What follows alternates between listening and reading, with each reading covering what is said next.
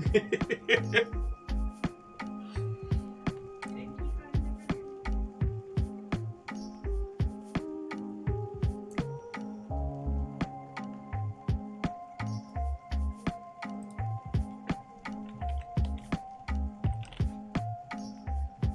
Catastros. What ho, friend? Hello, hello.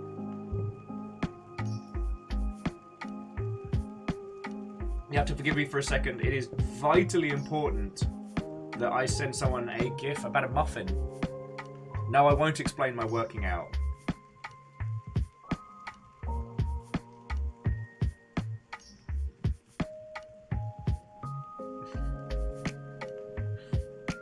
Okay. I've decided to send a muffin with googly eyes with a flappy mouth. Hopefully this will gain the desired result. Anyway, how are you doing, friend? Oh, we're cool. It's nice when it comes at Millhouse like that. I feel like I've been running on fumes for like weeks, and I am looking forward to sleeping the heck in tomorrow, let me tell you. I'm going to knock myself out with a combination of inordinate amounts of food and booze, and I'm going to sleep the good sleeps. I've decided this already. This is decreed. And stammering, good morning to you, friend. What ho and welcome. Catastros, more Genshin. Well, I tried a new Mobley game last night. I don't remember what it was. It's like Final Gear or something. Because it wouldn't stop spamming me with ads, and it was a giant robot action game, and I was like, oh, okay, this could be... No. It made me miss Azulane. It made me think, I could have played Arknights. Quasi, Mr. Squarepeg, puns, numbers. What ho, Airman, good morning, what ho, friends. And happy Thanksgiving to you. We're doing our Friendsgiving celebrations today.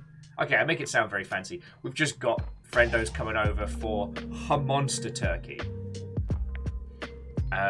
Stammering says they're on their 8th playthrough of They Are Billions' final mission. Somehow, I still have a keyboard that's in one piece. Yo, this is your Spelunky. This is your mountain. Keep going. You've got this. Reactor online. Sensors online. Weapons online. All systems nominal. God, my giant robots are loud. Doot. Doot indeed. Secretly Robin. Ah, wow. I need this coffee to kick in. Secretly Robin, good morning, hello, thank you. How many months is that? Bloody 35. Like, it's no big deal. Go! Thankful for you and the long ship. Fucking go.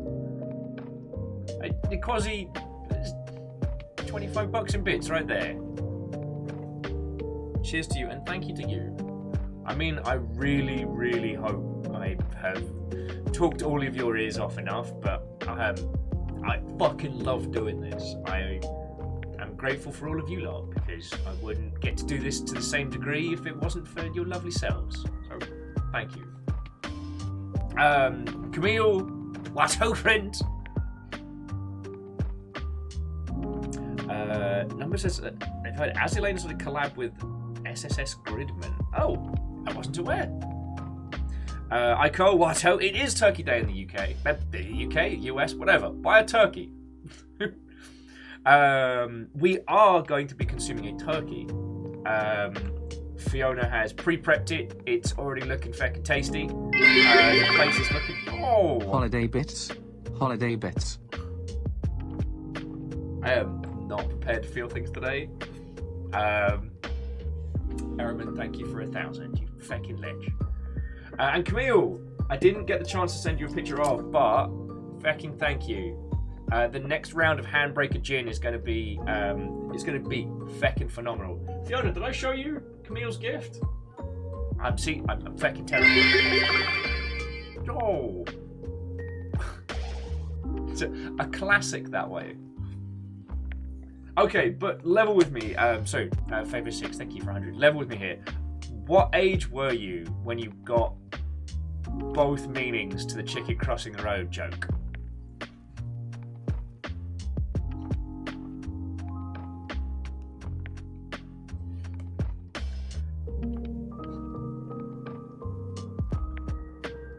Because just like finding out that Tails from Sonic the Hedgehog's entire name is a pun, it was much later than I'm comfortable admitting on the internet.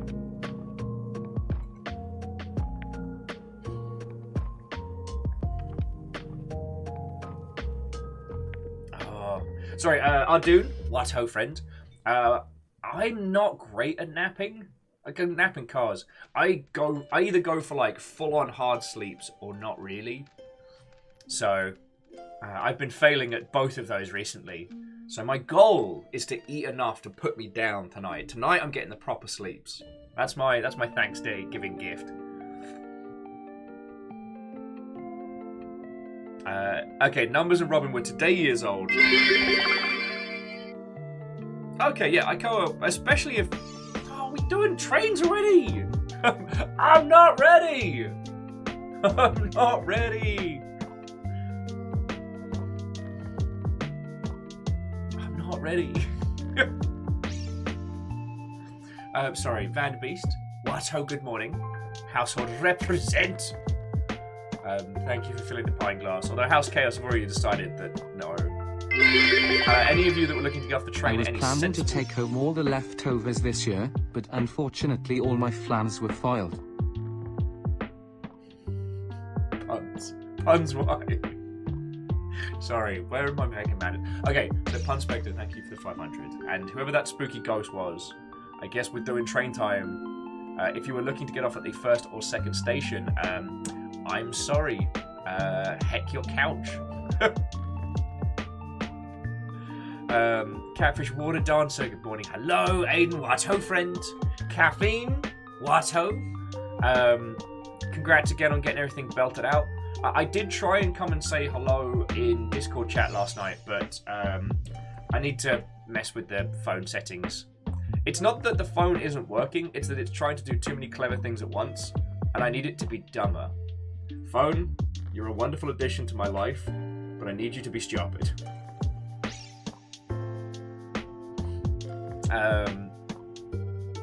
Robin, you do make a good point. The train does not wait for you. I have learnt this at Clapham Junction more times than I care to count. Anyway, friends, good morning. How are you doing? Yeah.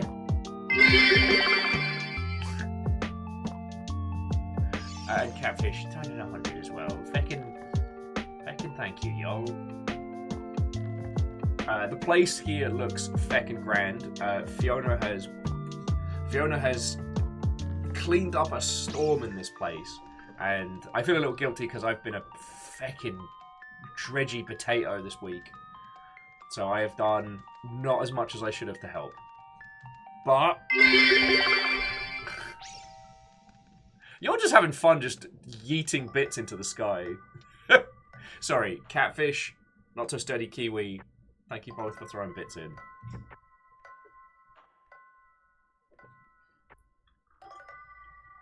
And cheers to you all. Sorry, yeah, this is also my first coffee. So, if I look at that haggard tear of Will type face, that's why. What do you wear to a Thanksgiving dinner? I don't know. A harvest. A harvest. A harvest. So, big, long, slow blink. Why are you like this? Caffeine, thank you for the 200, dude.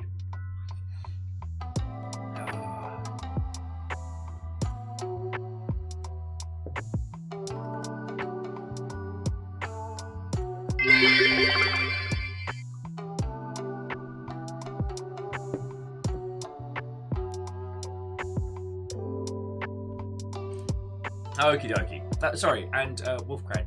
What? Oh, good morning. Hello. Greetings. So. Oh, Pun says Friendsgiving puns the best because they are shared.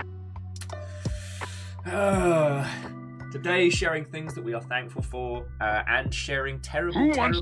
Sing? Lost Flowers, thank you for the host. A friend of mine introduced me to this thing he does because, it's Bart Nender. Most of you have met him digitally at the very least. And he's been doing this, he's been brewing his own mead, which, by the way, it's feckin' delicious. And he does this great thing he does this great thing where you pop the bottle on the table, charge everyone's glasses, and you go around the table and you say one thing. You say one thing that you are thankful for. And then you charge your glasses. It's one thing you were thankful for, one goal that you aim to achieve, and one boast. The only cups I used on Friendsgiving is goblets. As in gobble gobble gobblets. These are gonna continue, aren't they? Punspector, thank you for the 200. I'm definitely under-caffeinated because your jokes are doing a teeny tiny damage. But yeah, it was the... Oh, we have done a train. A whole train has happened.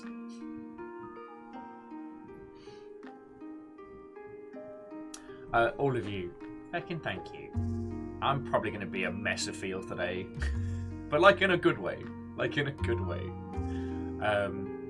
There was a whole train and a fuck ton of bits.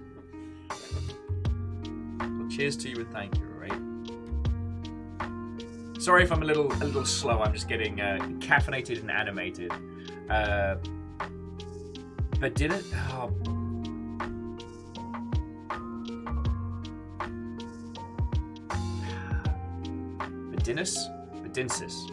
Bedinsis. One of these days I'm going to get it right. But good morning and Watto. You know what? Bed, thank you kindly. Much appreciated. My dyslexic ass, thanks you. How are you doing? Watto and welcome. Look, everybody with that feckin' pug. Oh. Pugs. It's so dirty.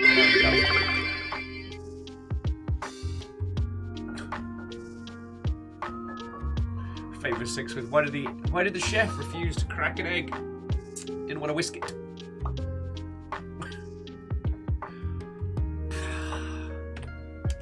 Why are you like this? Okay. Joking aside. Thank you all for bits, right? Like, I have a shit ton to say thank you for on the regular, and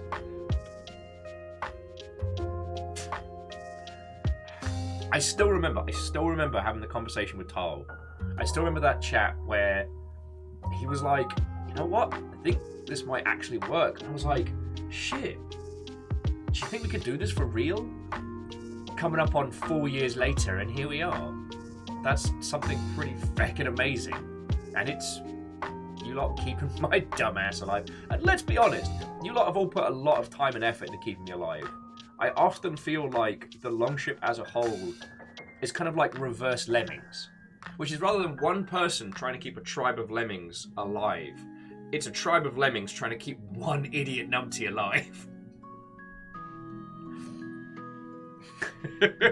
Oh, and a sorry, Watto? At Favour 6, well, the chef was going to crack 2, but 1 was enough. Okay, and like Favour 6 and Errorman have got like a banjos and bad jokes thing going on here. And I'll be honest, I'm for it. Stammering's like, yeah, but you're already a numpty.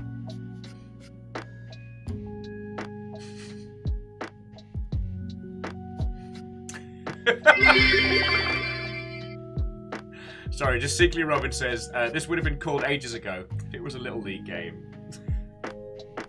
It's just one grown-up playing by himself with a squad of children being like, the feck is this breakdown? Unexpected, thank you. Tribe of Lemmings? I don't follow. Maybe that's what we should have done today, is played one of the old Lemmings. Was it Ben that told... No, it must have been Ben that told us the fact that...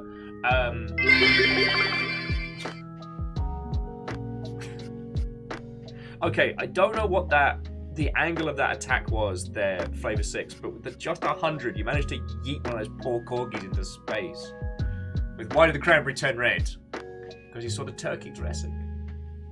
But yeah, one of my favourite new facts that I have acquired, I think from Ben or Port Center, is the reason why the OG Lemmings soundtrack for like the Game Boy and stuff like that was all classical music was because the original soundtrack, the guy just ripped off a bunch of popular songs because he didn't think anyone would notice.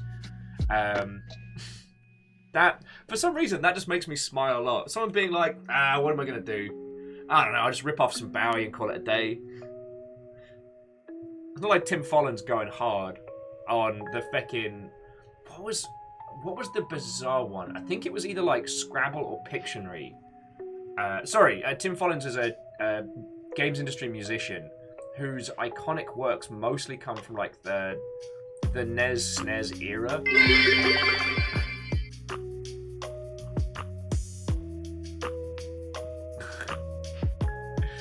Favorite 6 with what sound does a turkey's phone make?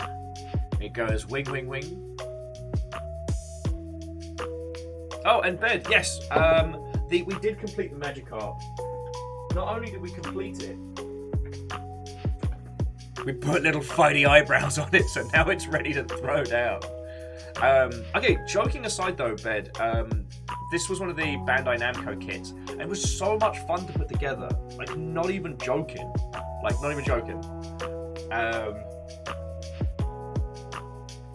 It was kind of like the cup noodle kit in the sense of like, it's a joke, but the actual process of building it was really enjoyable.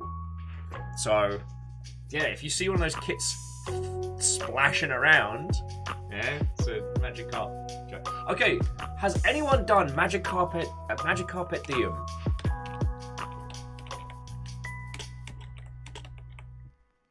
Someone must have. We can't be the first group to make that joke.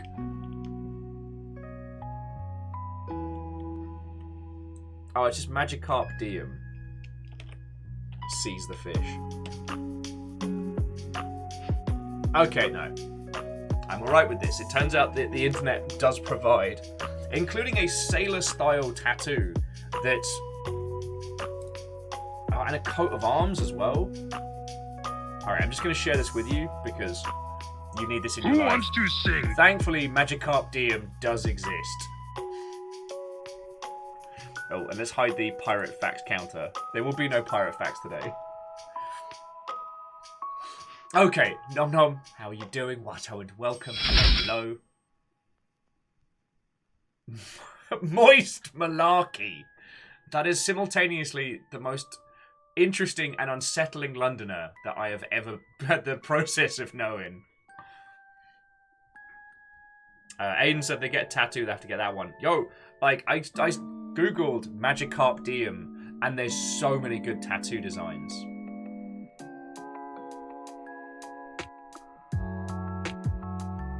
Seize the carp.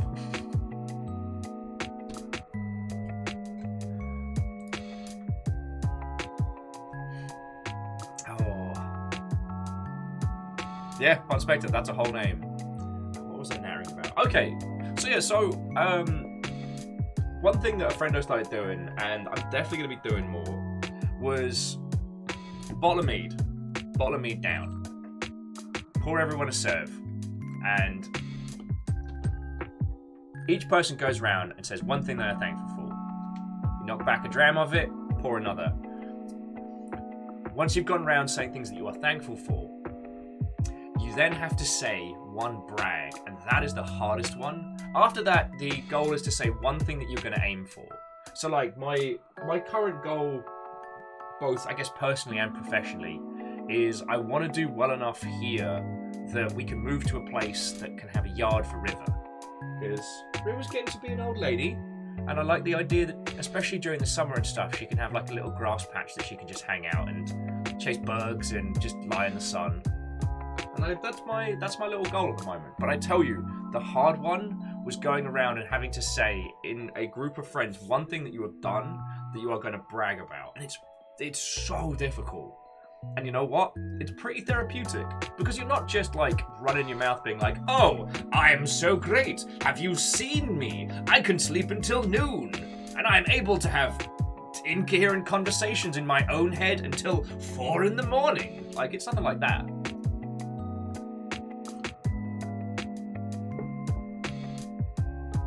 Yeah, numbers. It's full time for. I mean, 4 years officially as of next Longship Day, but the fact that we're 3 years plus is bombastic. And to Stammering Gamer, Matt Berry never left. Accelerating to 40 miles per wolf hour. And my current favourite is fire the nuclear weapons. Yes, I can hear you, Clem Fandango.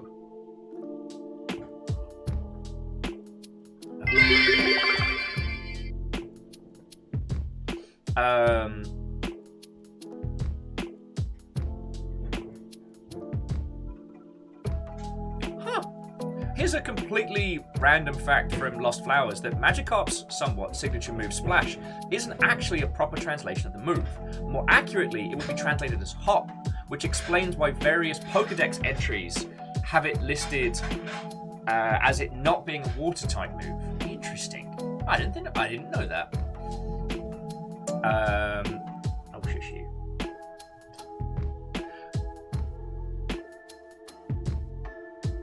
Oh yes, and Nom Nom, you mentioned that yesterday that you've been painting over a friend's house in bright pink wool in Minecraft. You know what? I've done dumber things. 7 Days to Die is currently scratching my voxel base building itch, but I'll probably end up doing a Minecraft run at some point. I usually do one every year or so.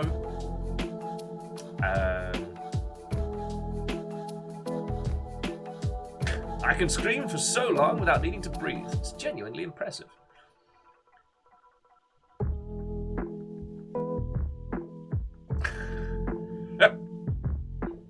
Stammering, it has been so long since a Simon Pegg joke. The Simon Pegg's looking like it's getting to that distinguished phase of growing old, and I am at the Midian transition disaster phase. So the comparisons are small at the moment.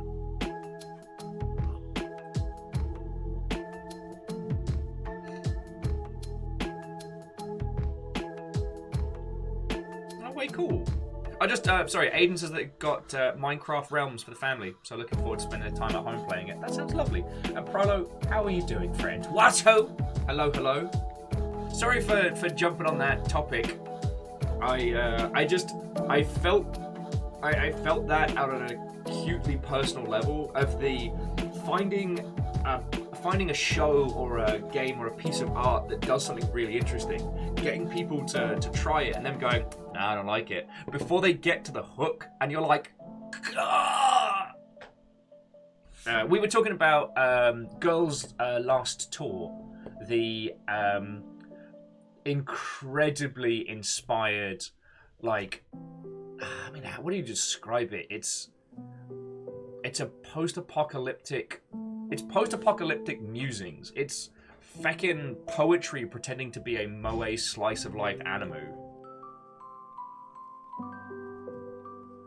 And Jackie, the only way to answer that would be to judge how wild.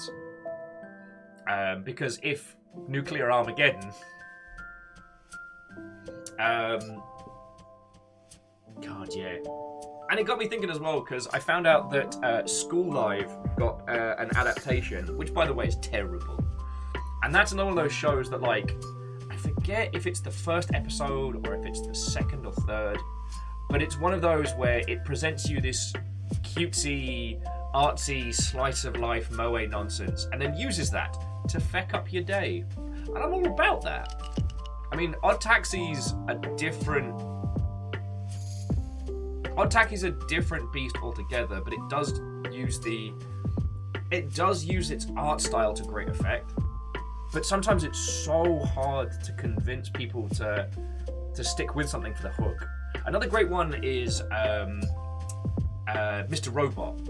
I've had a lot of friends bounce off of Mr. Robot when I've recommended it, because they watch an episode or two and it's like, oh, this is just a show where a guy does some hacks who's anxious. And I'm like, no, but you don't know. But if I tell you, it's not going to be the same. So yeah. But yeah, so Prolo, what you do have around you here, albeit digitally, is a small sea of friendos. So we got you.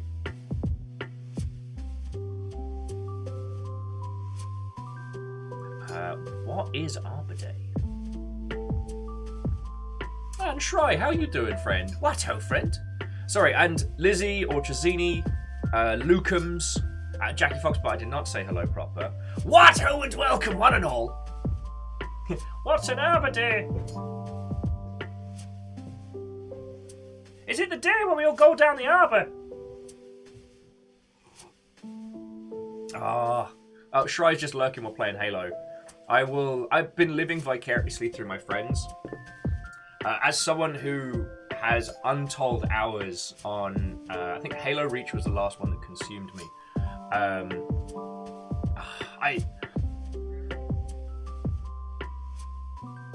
I've been living through my friends playing Halo on stream.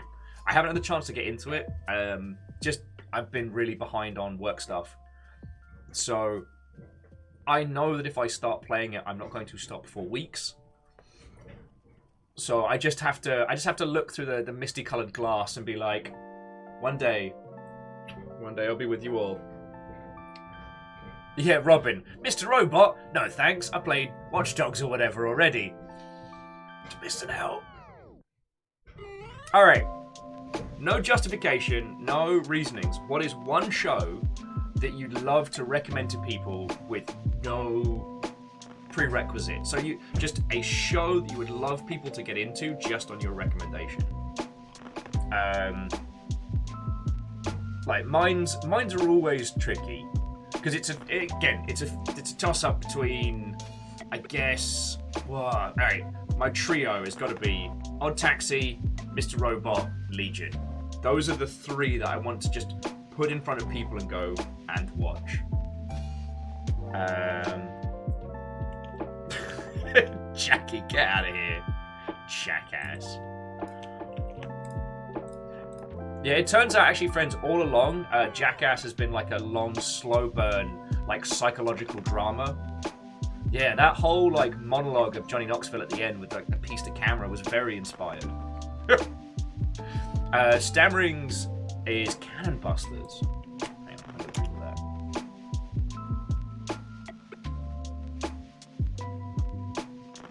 that. Alright. Is the show good?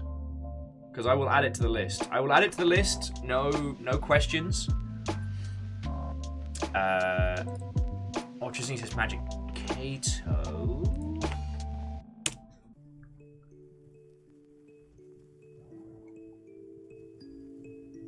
Nomba's obviously yelling Digimon Tamers. Digimon Tamers is absolutely worth your time. Alice says, what we do in the shadows. And Lizzie, I'll assume you mean Spartacus the show. Now, was it Spartacus that was filmed on the set of HBO's Rome After? I have watched Tamers. Wait, no. Tamers is the card swipe super dark middle series that was brilliant. I've seen it. I haven't watched it in a donkey's age. Stammering says the Money Heist too. You know what? Money Heist's one I've been snoozing on, and I need to change that.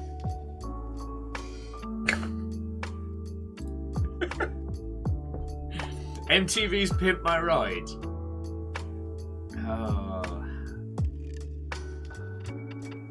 I'm sure there are many surprise endings to that show.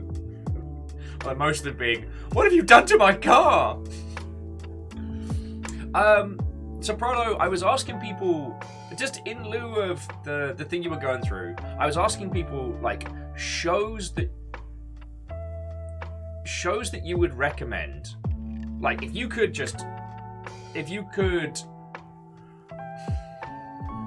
in the same vein as like Odd Taxi and what's been I guess Squid Game's been another like very, very recent one, but ones where you can't tell people the hook, they have to experience them. Being able to just recommend someone a show straight up. I mean, I used Maiden Abyss as another example. It's like, if I told you what happens in it, you'd go, meh. But the way it's delivered, especially considering its art style, Girls Last Tour is definitely one of them, and I used School Live as another example. So, like, Numbers was recommending Digimon Tamers, and that's one that, again, if you just tell people what happens, they're going to go, meh, whatever. But experiencing that, holy crap. I still remember getting gut punched watching it. Because I was, you know, we had terrestrial TV in our house, which is pretty common, well, was pretty common in the UK. So you got, what, like 4 channels, 5 after a certain point. So, like, sometimes Pokemon was on during that, like, afternoon block, or during the Saturday morning block, sometimes Digimons. And it's just something to have on, you know? And then Digimon Tamers dropped, and it was messed up and dark and awesome and weighted. And everyone's like, wait, hang on, what?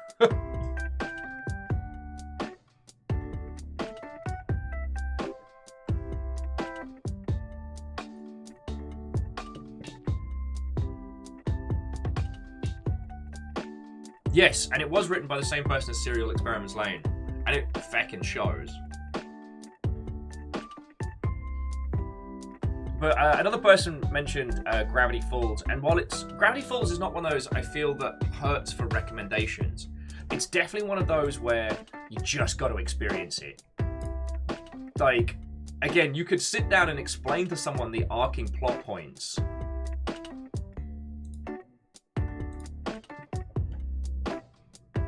But you'd almost be detracting, so you need people to go in blind.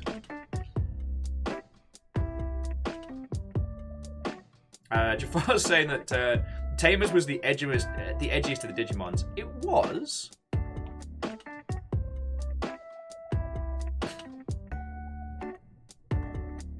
Sorry, just Deus with you. Lion April is an experience too. Wait, no, that's not a pun. Alright, I gotta Google that. I laughed like it was a wordplay joke. Okay.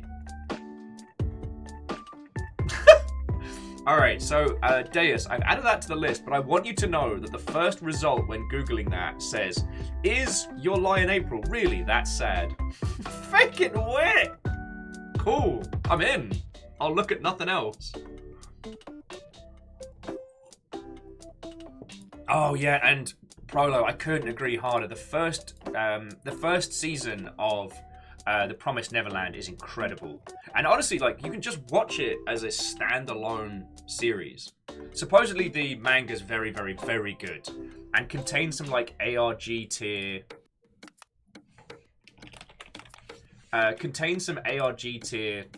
like, puzzle deciphering. But it's also a lot of volumes, and we don't have a lot of space in the house. Thanks, Gandems! So I don't want to start a manga collection that's going to result in me having hundreds of volumes. The amount of manga that I gave away when I moved to the US is ridiculous.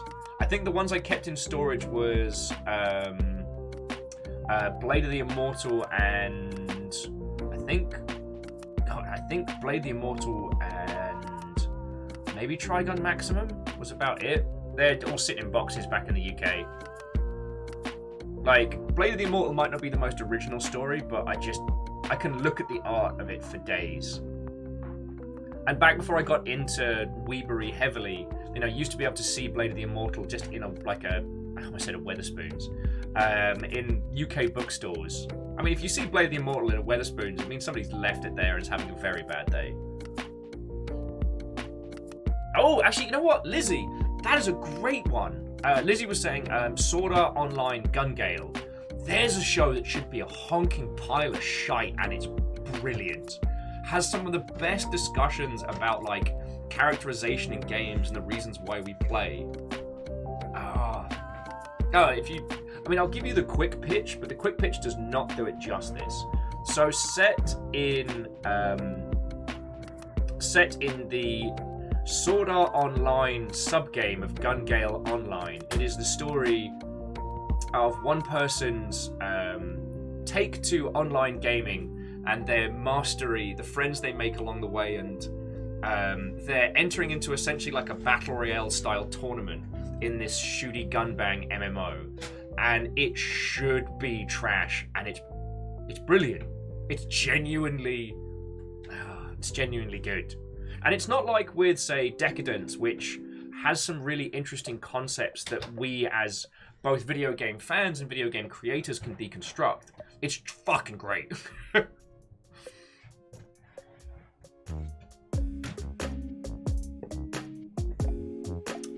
Starring as The Great Pretender. Which one was that one?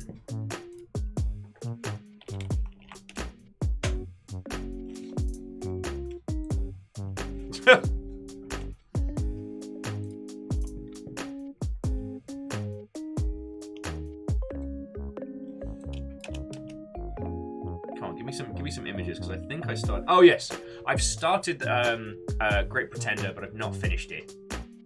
Not through disliking it or anything like that. Alright, this didn't turn into a Will stealing your show recommendations, but it has absolutely become that. I mean, in fairness, I just came off of fucking Arcane and Hitmonkey as well, which I did not expect to be that good.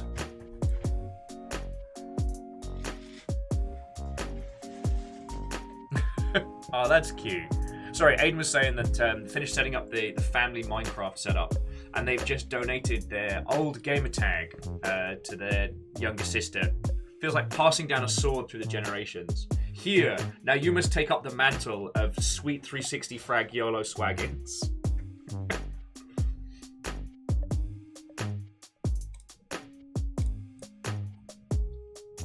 Oh.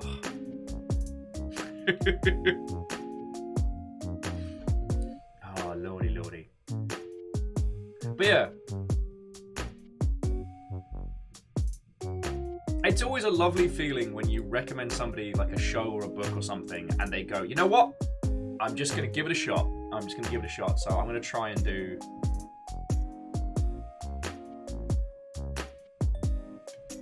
I'm going to try and mop up as many of your recommendation friends over the coming weeks, because I'm going to need more shows to watch. I think it was, Lord Lost and Found picked up a book that I recommended and is really enjoying it.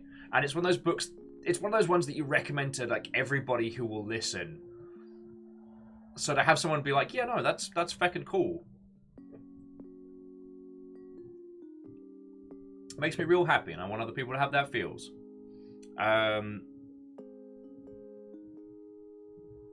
Pro is saying that she loves hearing when people do blow-by-blows of the stuff they recommend. Yeah, the real-time reaction threads.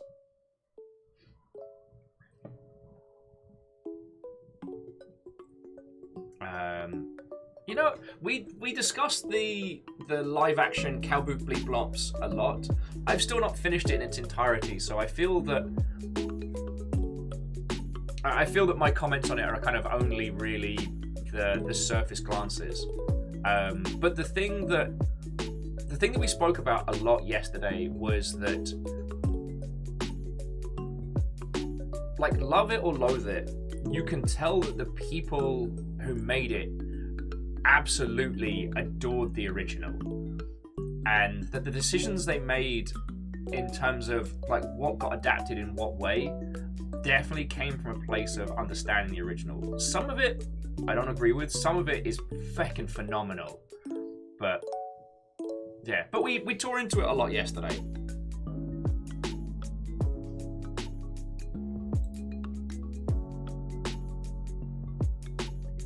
Numbers are saying just add an animu called Orange to your list.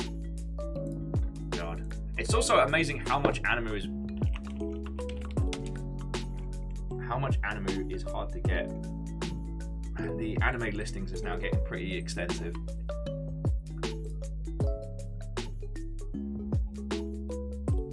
Oh, excuse me. Sorry, cheeky tea burps already.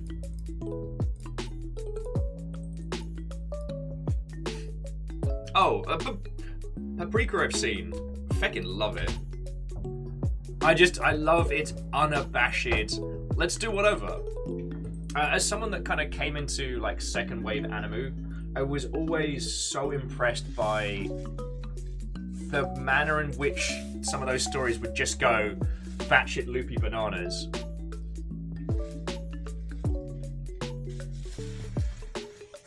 God, yeah. Anyway, sorry. Here's me just nattering your ears off about varying anime shows. How are you all doing, friends? Hello, hello. A happy Turkey Day to you all that are bringing together friendos and many, many meets. My goal today is to hang out and natter with you lot whilst we're waiting for people to show up.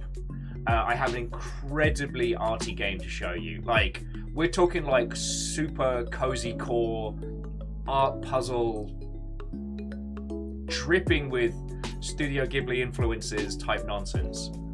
Because, okay, I thought about doing like some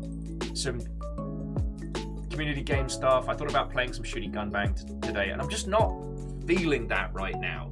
This doesn't feel like a yeet bullets at each other across a map kind of day. This feels like a let's get arty, let's get weird. Alright, Caffeine, if it does turn out to be another Pony Island, no one has said anything, so you'll know as much as I do.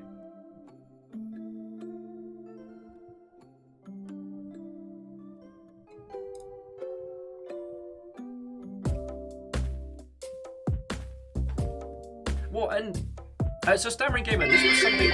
Oh. Chante toi moi, j'ai un anniversaire, Will. Ah, le château de la table. Get to the boat. Cheers to you in fucking 33 months. Bleed Nora. Numbers, I've not watched Rascal Does Not Dream of Bunny Girl Senpai yet. It is on my list. I forget which service it's on. But no, Stammering was saying it shocks them the amount of people that watch anime. Even massive celebs watch it regularly and it still surprises. Well, I think what's happened is we've basically removed a lot of the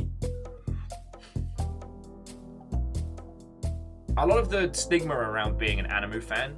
Like, let's be honest.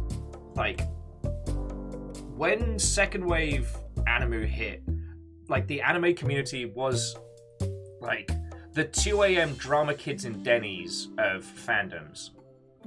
Like, those of you that survived the Glomp years, those of you that saw the rise of yaoi paddles and lived to tell the tale know exactly what I mean.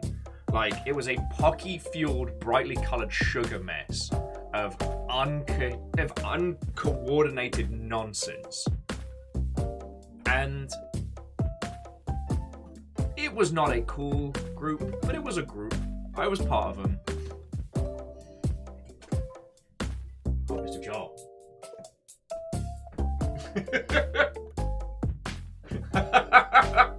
I don't know if they'll be able to see it, but let's try and show them. Let's try and show them. Friends, this is why you get the Nightmare Before Christmas Halloween decorations, because they double as Christmas decorations. We have Santa Hat Oogie Boogie hanging out, and you put a little bow on his dice. It's like he's giving a present. The present is murder. Oh, I can't wait. That's the first one to go up. I was like, wait. I know what I can do. What kind of key has legs and can't open anything? A turkey. Happy Thanksgiving. Fucking yo! Bubbles, holy shit! Oh. Bubbles, thank you. Here's me talking like anime bullshit, and fuck. Bubbles, that is a massive donation. Sincerely, thank you, alright? Like, we're gonna get to have turkey today, and friendovers, and peoples, and, you know, fake. Really, Bubbles, sincerely thank you, alright? Sincerely thank you, and a Watto to you! Lost Low says, hey Fiona! Oh, that's it. Thank you. Fuck. Just $50. Kablam!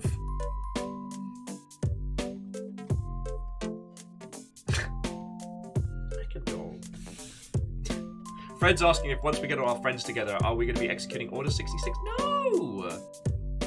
Order 69, maybe. But not on Turkey Day. No one's moving on Turkey Day. Oh. Caffeine. One day, dude. One day.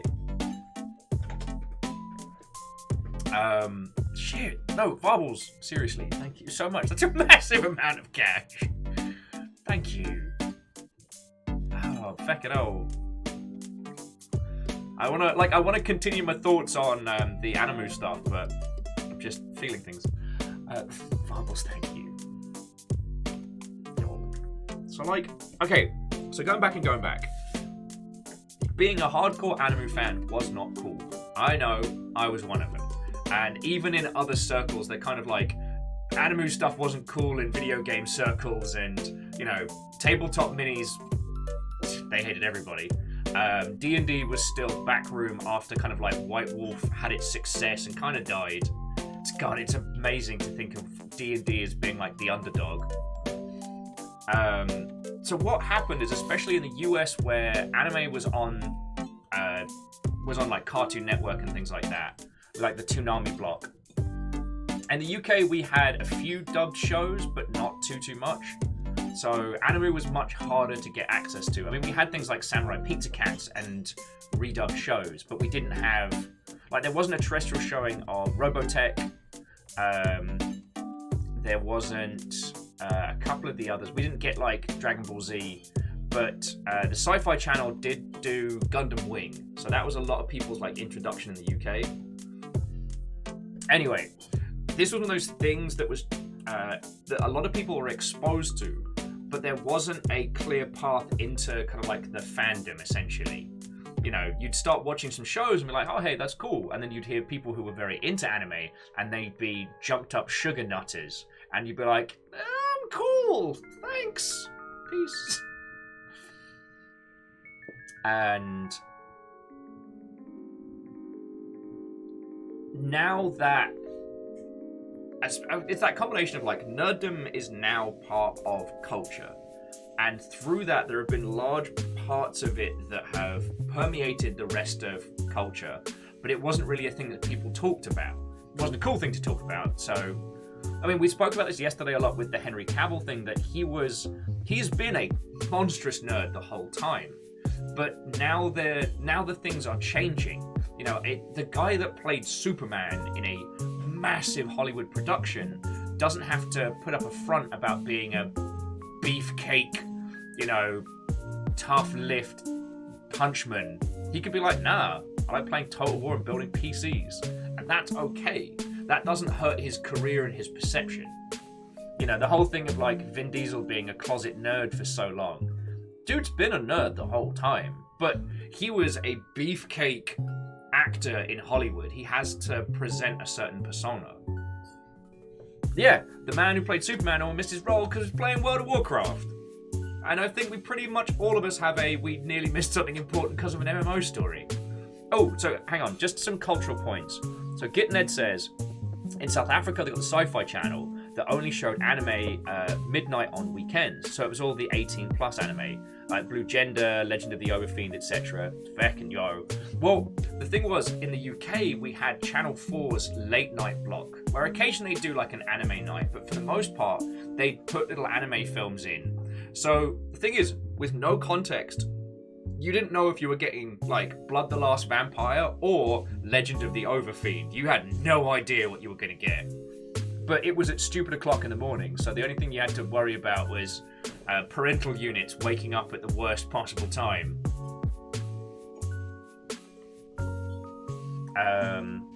And Fred makes a very good point that, you know, once video games have become bigger business, then Hollywood, it has meant that advertising dollars have shifted perceptions to critical mass. That's true. Like, it's not weird to have a Crunchyroll subscription now.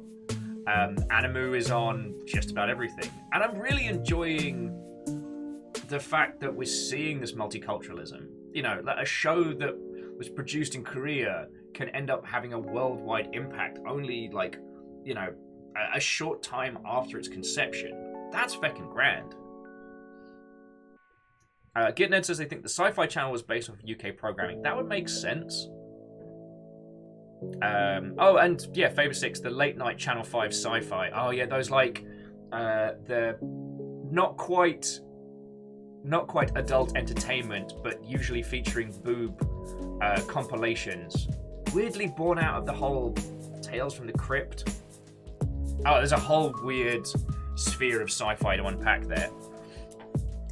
Fred's also bringing up like cross-media now, cross-ocean runway success of League of Legends KDA songs. Yeah, like it is no longer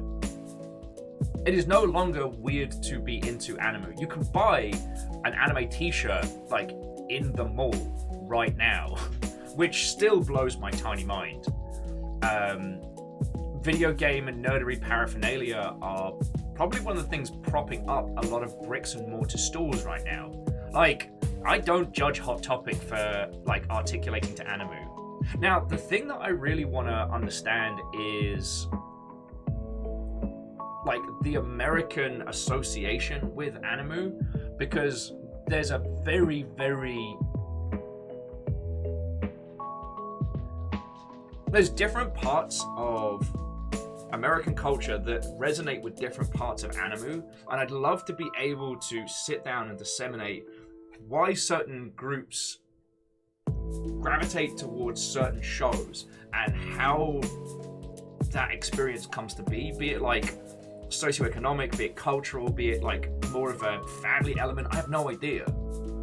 Like, that's not something I want to dig into today. I don't have the brain powers to pull that one through, but it's, yeah. Oh, see, Agananaki, coming from the United Kingdom, all our holidays are usually ethnically awkward. We have one whole day where we burn effigies of the of the country's greatest scapegoat. That's Guy Fawkes Day. I do want to... Numbers, sorry I keep skipping over anime recommendations. I will come back to some of those. But the Legion was saying that what is even considered a nerdy hobby today, as a society we've just grown out of it and might too out of touch. The only reason it hasn't is because the moniker of like nerd or nerdery is still used, but it doesn't hold the same connotations that it did like 15 years ago. You know, being really into Final Fantasy is not a niche hobby.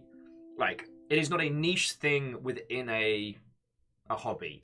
You know, there are packed philharmonic orchestral performances of Final Fantasy music that sell out. Like, that is not a niche. I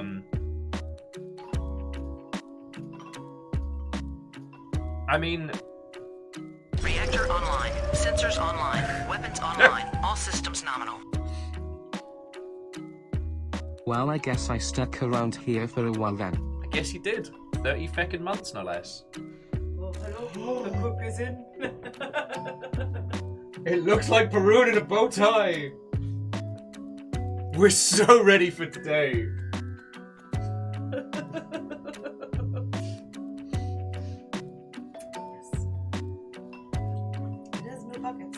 Ah, it does not have pockets. It does not have pockets. I might have to like give it to somebody to sew some pockets on. I mean, do you need pockets on an apron? Yes. Okay. What if I want to put my spoon? Oh, you can get some fucking loops and stuff. So you can have like your... Lizzie. Not wrong. Not wrong. Yes. Oh, okay, Lamalot saying these sewing kits. Yeah. Aganatiki's like, get that now. Well, none of us in this house can sew. So I used to be able to.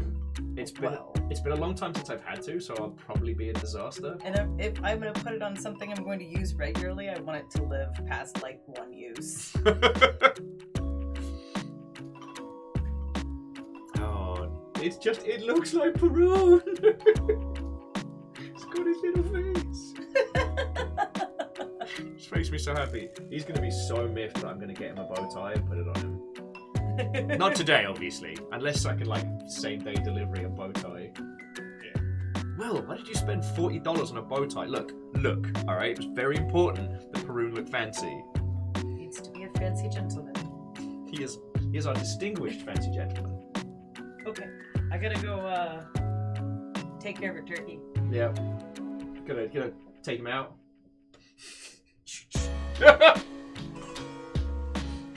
Sorry, friends, that got dark very quickly there.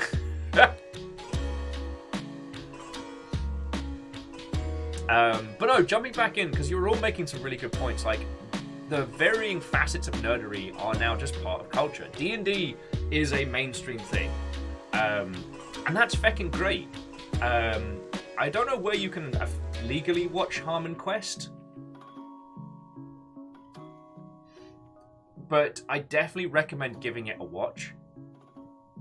Not because I think it's like the best, but it's like Critical Role was one of the big driving forces in Dungeons & Dragons coming to mainstream culture.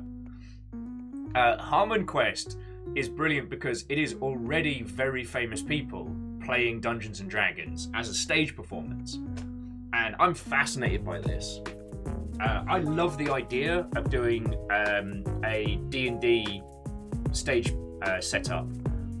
Baron and I have been jamming on this idea called Audience versus the DM, which is like, think like Memnol on Skittles. Baron's going to be on stage running the campaign, and we're going to be controlling a character going through his setup. So I'm going to be running around with a microphone being like, okay, what are we going to do? What do you think we should do? And we'll have like a big inflatable dice to throw.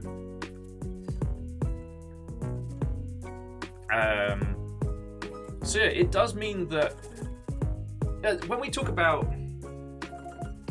okay, Prolo, have a lovely nap. I hope you feel better, friend, and it's always lovely to see you, alright? Oh yeah, and the point that Lost Flowers and people were making about... Sorry, I keep playing with my beard today. It's super fluffy because I washed it, but I keep needing to adjust it. Sorry, what Lost Flowers was saying about like the League of Legends World Cup, the Invitational, these are huge, huge sporting events now. International sporting events as well. Where was I going to go with this?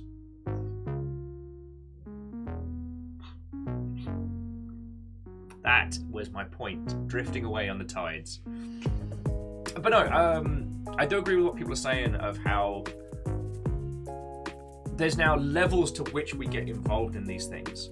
Like, liking and playing Dungeons and Dragons doesn't put one into like the into a niche subsect, but like crafting your own tabletop system and having a long-running campaign of hyper-detailed characters, you can go hard into these things, and that's okay. That is not bad in the slightest.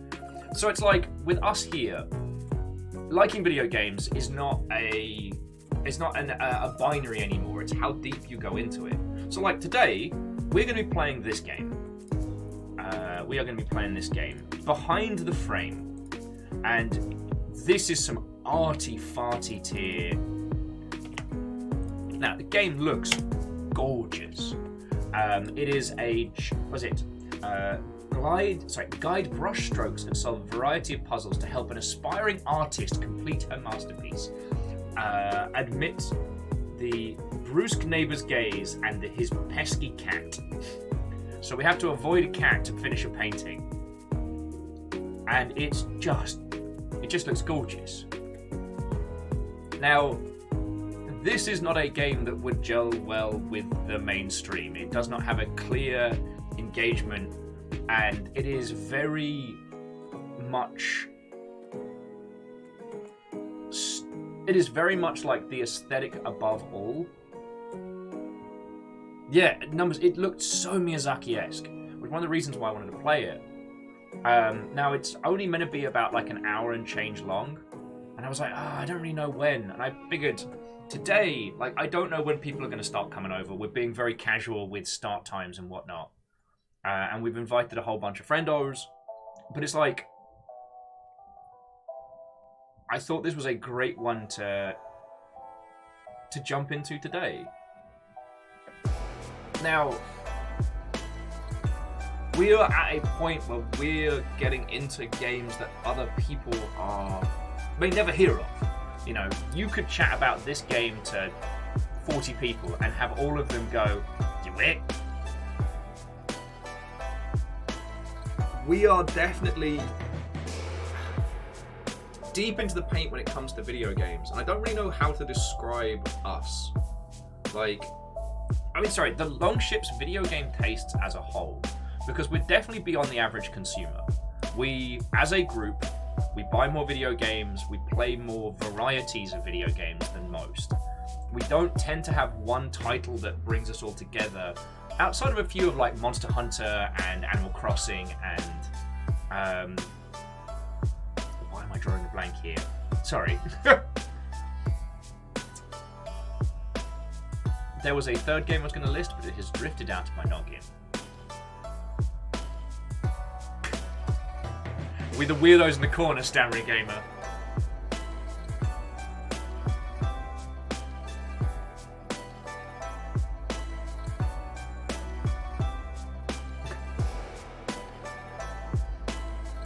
Agonaniki's suggesting liminal gaming. Jafar James says semi-hardcore. Whoa, I mean, this is where the old casual hardcore denotion doesn't really work. Because, I mean, you wouldn't really describe us as hardcore, you know. We are not a Valorant esports gaming squad battling for supremacy in the esports. But we play everything all the time. Like, we're almost more scholarly than we are hardcore. But that doesn't really evoke us as a group. But I think it's a good example of, like, we're definitely much, much closer to the core. Hardcore parkour. Is that us? Is that our descriptor?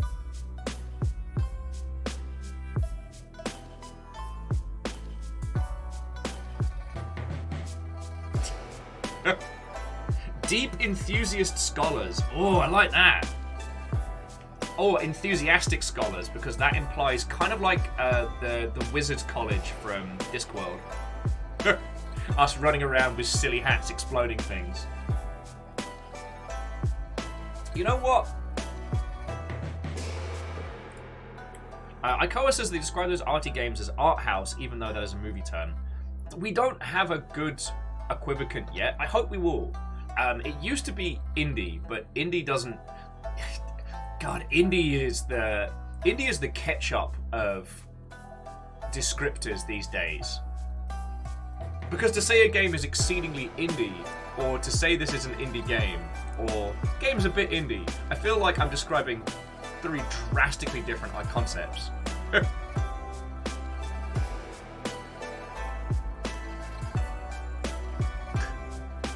Okay, Agonaniki with gaming with an eccentric elliptical orbit. God, that I need to put on a business card. And Tomaresh Watto. Weird games are my specialty. But the thing is, we're not just like bashing on itch.io's top 30. We do play games that got big launches. Like, we do play games, because as weird as Inscription is, Inscription was a big game. Like, Devolver put the full weight of their marketing machine behind it, and rightly so.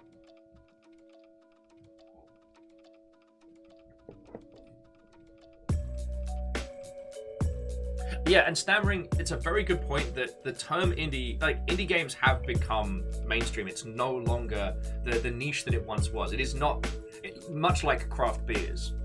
And Asari, whoop whoop indeed. Work shift is over. You are done for the day. Don't know why I'm singing. I don't control this. Yeah, Lizzie, that's so true. Hades and Stardew Valley are both indie, but very different titles. Yeah, Catastros. What the hell even is indie? Is it a game published by another entity even than the big publishers? Is it a game developed by a small team? Is it a game on a tiny budget published by one person? Is it a bloke in a cellar yelling? Oh shit, that's me. Joke's on them. I'm not in the cellar. Technically, this is the first floor. Oh no! Sorry, Ikoa's been looking at celebration foods after hearing the US peeps talk about Turkey Day, and I'm now hungry. Treat yourself.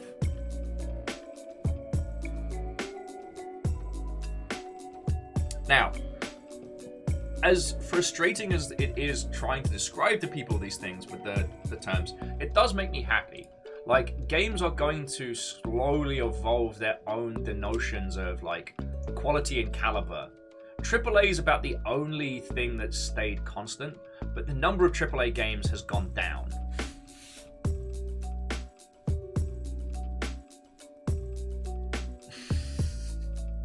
Yeah, Alnus, could you go get me a cask of wine next to the game dev down in the cellar?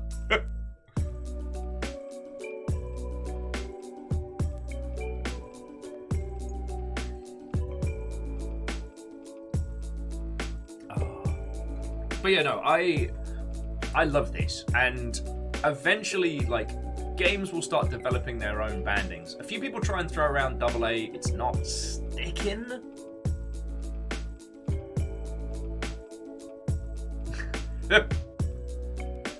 Aiden, I'll tell you what I've done. I have assured that there will be no wine come morning. What are we nattering about? Oh, just like classifications and elements like that. It's difficult to categorize us as a squad. And sometimes that makes things difficult. Like, you can point to a game and say that is very Longshipian. But it is often difficult to say, well, what does the Longship play? Hello, yes, everything. So, it's difficult because when we meet new people digitally, like people I haven't met in the real or people that you lot haven't invited to come join us, it's difficult because sometimes telling them, like, what do you lot get up to? And we go, yes, isn't the best descriptor. One thing I did want to touch on, though, just that Fred was talking about was earlier, was when we mentioned esports stuff, is how we're getting to the point now where certain series have been going so long as to have a generational thing. Like, at very least with Dota, you know, there's the chance now that people who are playing Defense of the Ancients on Warcraft 3 are now people with families introducing their younglings to, you know, the international and stuff like that. That we're getting to the point where esports games can have generational fans. That is something that makes me so feckin' happy. Because I do agree with what was being discussed earlier, which is the average lifespan of a game is about 5 years, and that's too short for people to develop like generational fans. Now, I don't know esports as much as I know other spheres of gaming, but I do understand the amount of time it takes to set up leagues and get them going. There's this thing in competitive video games where you'll see games pop up and suddenly there'll be loads of tournaments around Punch a Snowman in the Willy Fighter 2. And you'll be like, wait, no one's playing that. Why is this on the docket? And what's happened is the developers or the publisher have put up large prize pools for those games so they get supported. But the thing that matters is once the developers and or publishers stop paying for the tournaments, do they continue? So that's a whole nother kettle of monkeys. Oh yeah, also, Ikoa, going back to the indie conversation, you're right. Stardew Valley and Pony Island are both indie games. How'd you put those in front of people? Catastro says we play the role of the wizened fool. God, yeah. I mean, I think that's a lovely thought. Sorry, Catastros was saying that Final Fantasy VII is officially old enough for an entire generation that's not even born but have become adults. There are definitely people out there who will use the Final Fantasy VII remake to introduce their younglings to Final Fantasy VII, and I love that. Aw, sorry, that's so kind of you. That's so feckin' kind of you, thank you. Thank you. I mean, Catastros, I hear what you're saying about aforementioned kettles and monkeys, but have I talked to you about today's sponsor, StuffAMonkeyInAKettle.com? Captain on the bridge. It's the morally... Get them hooked on the grind for the belts. Alright, that we shall. But like, for a second there, Obsidipan, I thought you meant the belt, as in belter loader. Obsidipan, what ho and welcome. How are you doing, friend? Cheers to you. Oh, sorry, and on the esports conversation, Ninja was saying there's an app people use called Metafy that people are allowed to donate for tournament pots. Oh, that's cool. But you can see what I'm saying, Ninja, about how once the company stops paying for the prize pools, does the community continue? Like Street Fighter is at this point like an eternal property. There'll always be a Street Fighter at EVO. It might not always be the newest one, but there'll always be a Street Fighter at EVO. But there isn't... I'm trying to think of another... God. There hasn't always been, say, Guilty Gear at EVO. Guilty Gear is a cracking fighting game. It has been throughout its entire lifespan. And, okay, the weird tower defense mobile one wasn't a great versus game, but it was a great game to play. But Guilty Gear's not had the same representation at EVO consistently because there hasn't been the outcry for it. There hasn't been the momentum around it, at least until Strive. So, like, what changed in Strive to give it that push, to give it that through? And again, these are all interesting questions. Tomerish says, who do you usually play as? I play Ibuki in Street Fighter. I play Li Chaolan in Tekken. Mitsurugi in Soul Calibur. And forgive me for being her basic, but Soul Bad Guy in Guilty Gear. But okay, but Soul Bad Guy is Terry Bogart's cool, edgy metal OC that he drew back in college. See, Rivers making friendos. Oh yeah, no, Epson Pan, you're right. Final Fantasy, love them belts. Love them belts.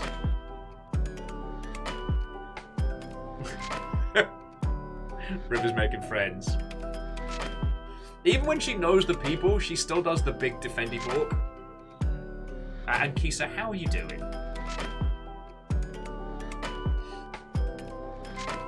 Ninja says, okay, so community gets a lot of respect from the devs because of good PR and sales. I mean, that's a good point.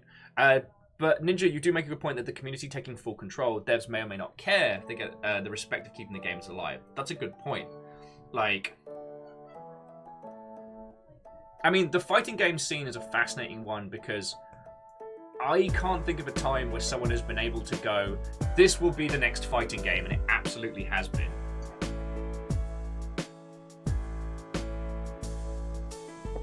I mean, I see, like, on the subject of Nintendo, I feel like Smash's continued inclusion in fighting game tournaments has been in spite of Nintendo. Now, what's going to happen is in, like, 5 years' time, Nintendo's going to do like a designed for competition play variant of Smash that's going to blow the doors off. It'll be like it'll be the Final Destination no items fighter, and it'll sell 20,000 million copies. Yeah, well, and Cinnabon, that's not on you. Like, Guilty Gear was very, very niche for a long, long time. But God, that soundtrack has always been glorious. And it's like, who here has heard of Guru Mark of the Wolves? What are some of my other ones? Oh, The Last Blade. God, Last Blade was good.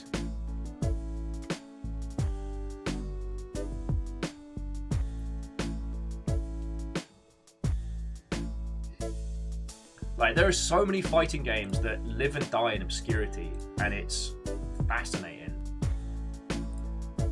It's fucking fascinating.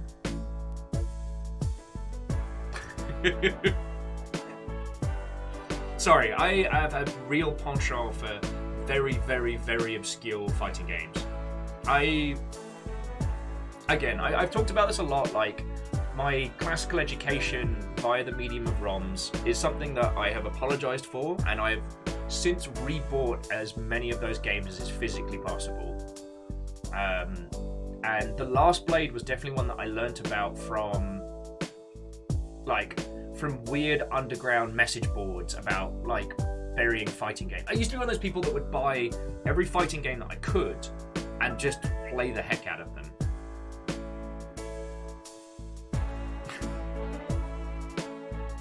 Obsidipan, I don't know if I can. I'm sorry. I'm sorry.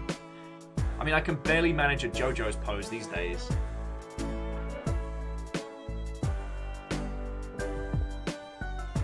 Alna's saying, under Night in Birth XL Late CLR, it's either a niche fighting game, a shitpost, or both. Yes, finding out that some of the very anime fighting games that do look like, let's be honest, they look like a living shitpost. They look like someone took a bunch of just moe characters and nonsense and shook it like a snow globe. But then you find out that the systems underneath them are actually incredible. God, I still remember following with bated breath the late Monty Ohm's Mugen creation of doing a Hatsune Miku character who had this incredible like charge juggle leak setup that, I mean, it was memes on top of memes, but technically, God, it was brilliant. Because the idea was that you, was it a leak in the air was more effective. So what you could do is you could beam a leak at someone, and even if they blocked it, the leak would ricochet, and then you could catch it again and slam throw it. God. And yeah, especially early Guilty Gear doing so much to create the variety of characters. God, yeah, friends, I could talk your ear off about Guilty Gear's evolution for days. But unfortunately, thanks to taking up things like Jin, I do not have the reflexes of a competitor.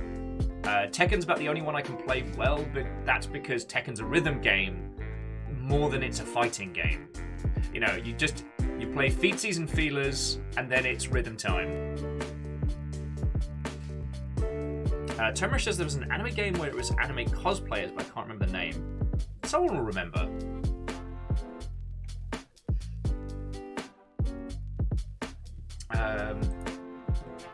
What was I nattering about?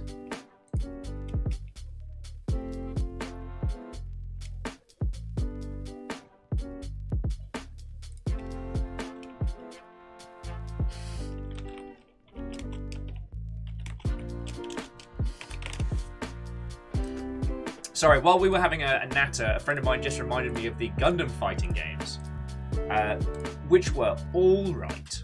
They weren't brilliant, but they were all right. Ninja's like, yo, you want to talk about rhythm fighting games? Let's talk about Wii boxing. My friend calling the G Gundam fighting game hokey. I'm like, oh, how very dare. How very dare.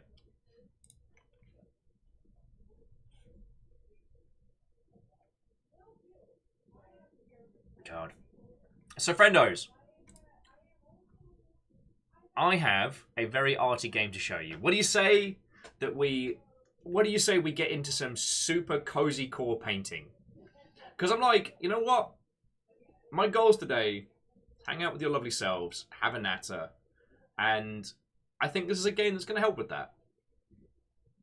I do want to do some long Shipian hangouts. Once we've got this whole holiday out the way, and a bunch of other stuff that has been on my mind so much, I'd like to have another crack at Unfortunate Spacemen, or Unfortunate Spacemen as it's come to known, because they added some really drastic changes to the game that I think are going to be honkingly brilliant. And there was another one I wanted to get like a whole squad of people on, but it has dropped out of my mind. So Ninja Falcon, today we're going to be playing, I don't know if this has come across your feed, but it's called Behind the... Hang on, is it still there? Yeah. Behind the Frame. It is an Arty Miyazaki-inspired puzzle game. And it is not what anyone is expecting today, but that's where we're going.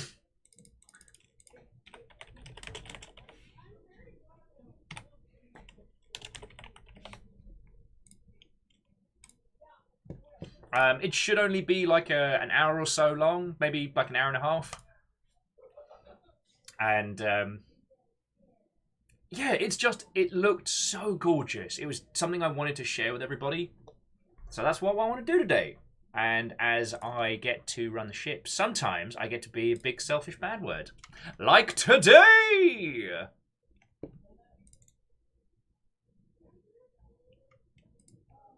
Like today! Game, you're showing me up here, friend. You're showing me up here. Alright. Boof.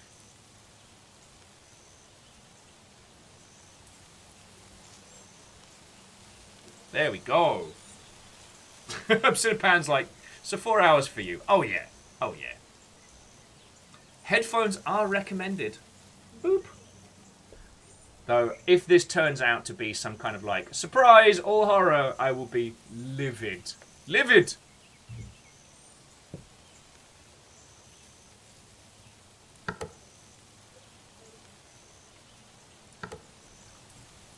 Yeah, I will never trust again.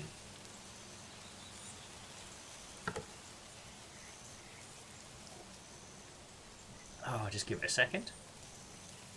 Ninja Falcon says Silver Lining. Where have I heard that name before? Gives me a chance to check there. Silver Lining Games.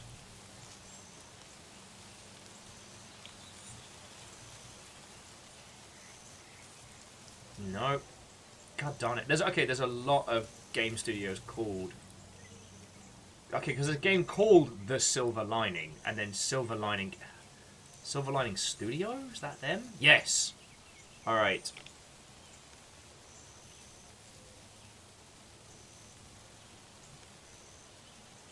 Okay, cool. I'm going through link trees now. Yeah, Silver Lining Studios, official website. Because I've definitely seen that logo. Alright, all they've got listed is this game behind this behind the frame.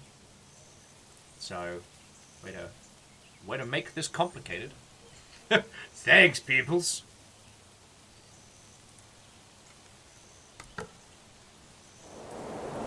Well, let's give it a go, shall we, friends? We get to be all arty-farty today. All hang out, have a coffee.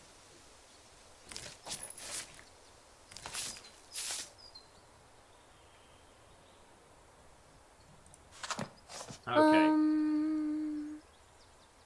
Alright, where did I put my yellow paint in my draft? Okay, so it's just, at this point, it's just asking us to do like a paint by numbers kind of. Okay.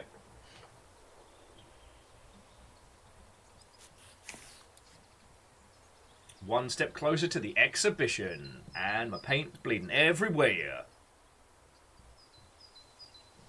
Obsidian, I did see that Twitch was doing emote slots for followers, and I don't know. There's a lot of stuff that I need to do for those for everybody. That's it. Is that it? Is that it? No, there's a lot to color in here. Yeah, because we've been given a whole bunch of emote slots, and I believe we can even get animated ones as well. But the next thing that I want to do is get long form badges and rework the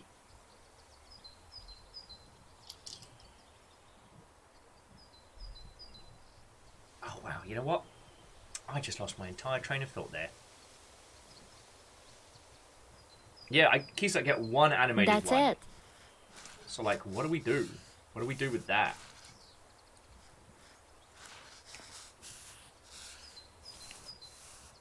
I'm doing a whole painting.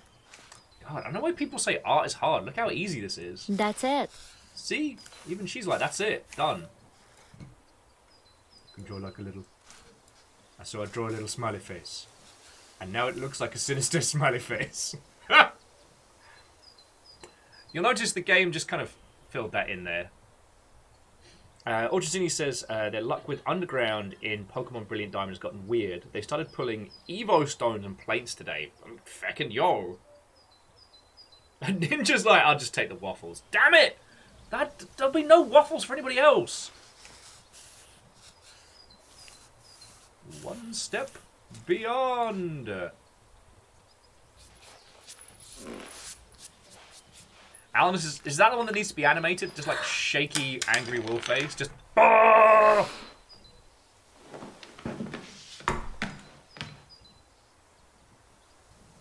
Okay, so... To do music, breakfast, Resume, coffee, and paint. Should pick up the paintbrush first. All right.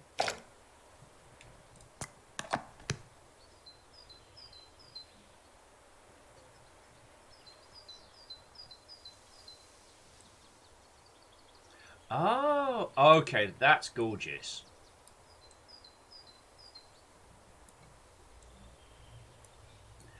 Oh, okay. So when I was looking at the product page for this, it said it was available on iOS, and it makes sense now. So the idea is what you do here with your phone is have a little look around.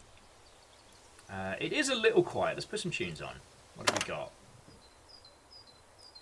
Oh man. Machine Head, let's feckin' go!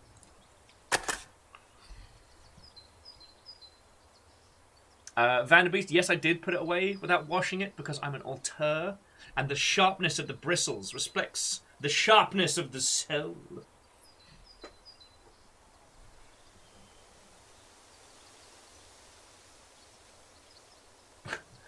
Robin's saying 0 out of 10, unrealistic without screaming at your canvas because your yellow is the wrong colour.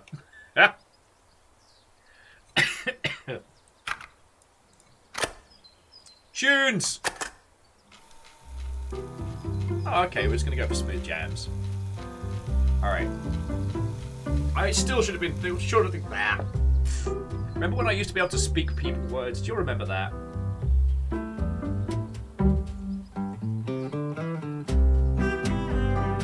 Vanderbeest, I reserve the right not to answer that.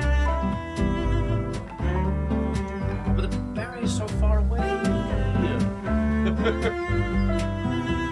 Alright, let's make some feckin' breakfast. Berry, now.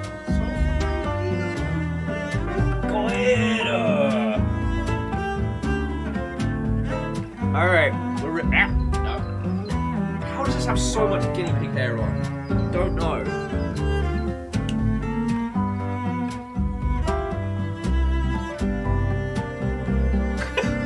Fucking wet. Oh.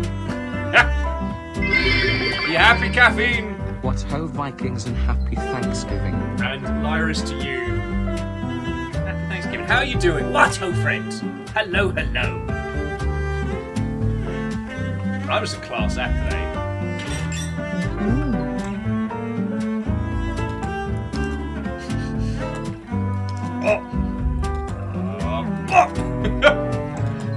What?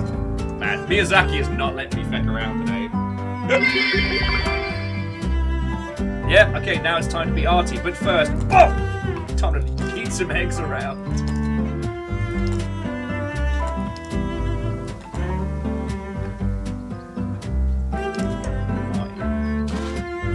Alright, pop in the toaster. Okay, what is her toaster and where do I get it? Although it's only a 2-slot toaster, which makes it far...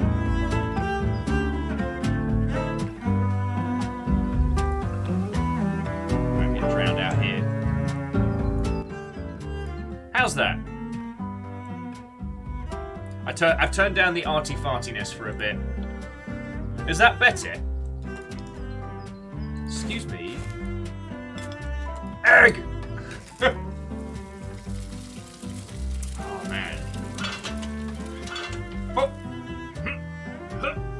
I can't flip the egg. Alright. Berets on.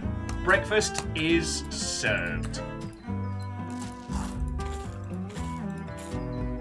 Nice.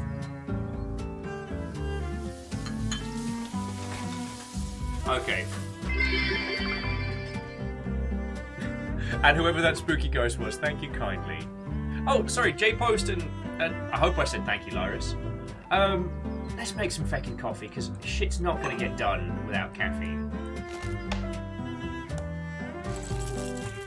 Oh man, that's one of those ones that grinds it? Okay, 0 out of 10, this is not accurate representation of an artist's working environment. This would be a busted POS coffee machine.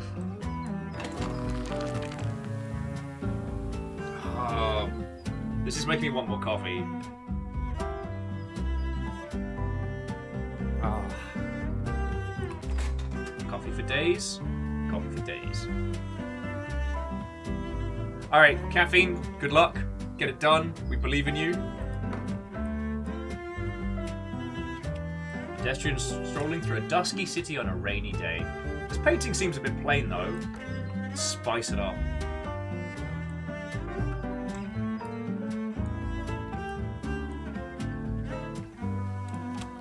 What is this tiny computer? Alright, I've only finished half of my resume. It's time to get the job done. Dear Bob, hope this letter finds you right. Finds you right. I'm a graphic designer, an illustrator. Art has been my spacebar passion. Because it's been my passion all my life. Hope you can consider me as one of your contracted artists. This is like using autofill to make your text for you. Oh, okay. Numbers is starting off with mashed potatoes and ham steak. Yo, if you can, throw a picture in Galley Cantina. Let today be a glorious parade of nonsense food. Robin says, does this keyboard work? Apparently, next year. Thank. Alright. So cover letter's done. Okay. Coffee's made. Let's paint some stuff.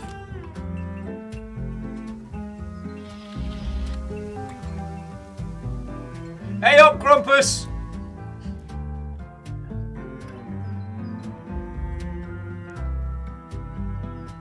The old man ignores me every time, but he's a really good painter. I'll do some sketches of him now.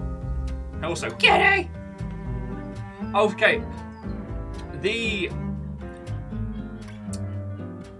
key cards being kind of like silent movies works really well. Though the last time I saw that style was definitely going to sketch the cat. The cat is napping in a comfortable position. Kitty. Kitty. Kitty. The last time I saw that technique with the animated words on that kind of like black silent movie kind of style was, I think, Evangelion.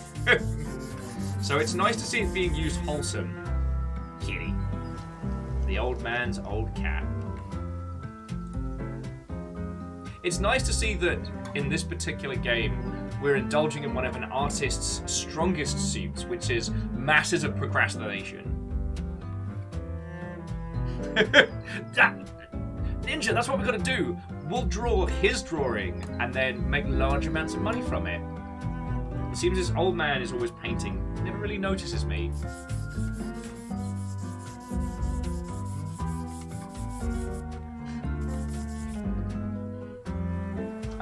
The old painter lives across the street, expert in landscapes and oil painting. Paints consistently. Always ignores me, sad face. Lives by himself. Wonder what stories he has to tell. Let me tell you, child, before I got into painting, I ruined my life. Who wants to sing? Red Burning Dragon, thank you for the host. Shouldn't host this. This is nonsense. Before I got into this, I tried to make me fortune in Beanie Babies and I lost it all. My wife left me. My dog left me. My other wife left me. All for them Beanie Babies. Now I paint my regrets and my loss on this oil and canvas. Oh, Miyaki Sakura says the good artists learn how to harness the procrastination.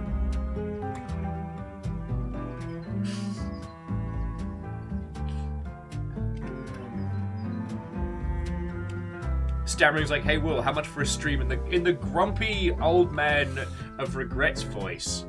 Well, I've seen things you people wouldn't believe. God. It's like, oh.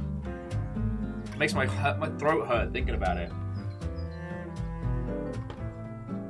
What else can we steal? Oh. A gorgeous painting. I think I've seen that somewhere. Let's plagiarize! Amateur! That's how I art. One of the old man's paintings. I've seen a similar one in my room. Interesting.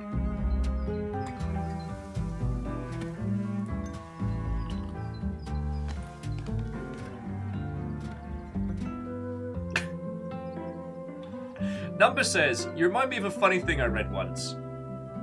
Why is a dead wife used in a backstory when divorce is so much funnier?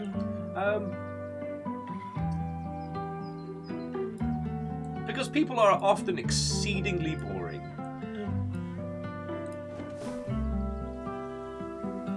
Bedroom and some daily necessities. Sunflowers on the floor.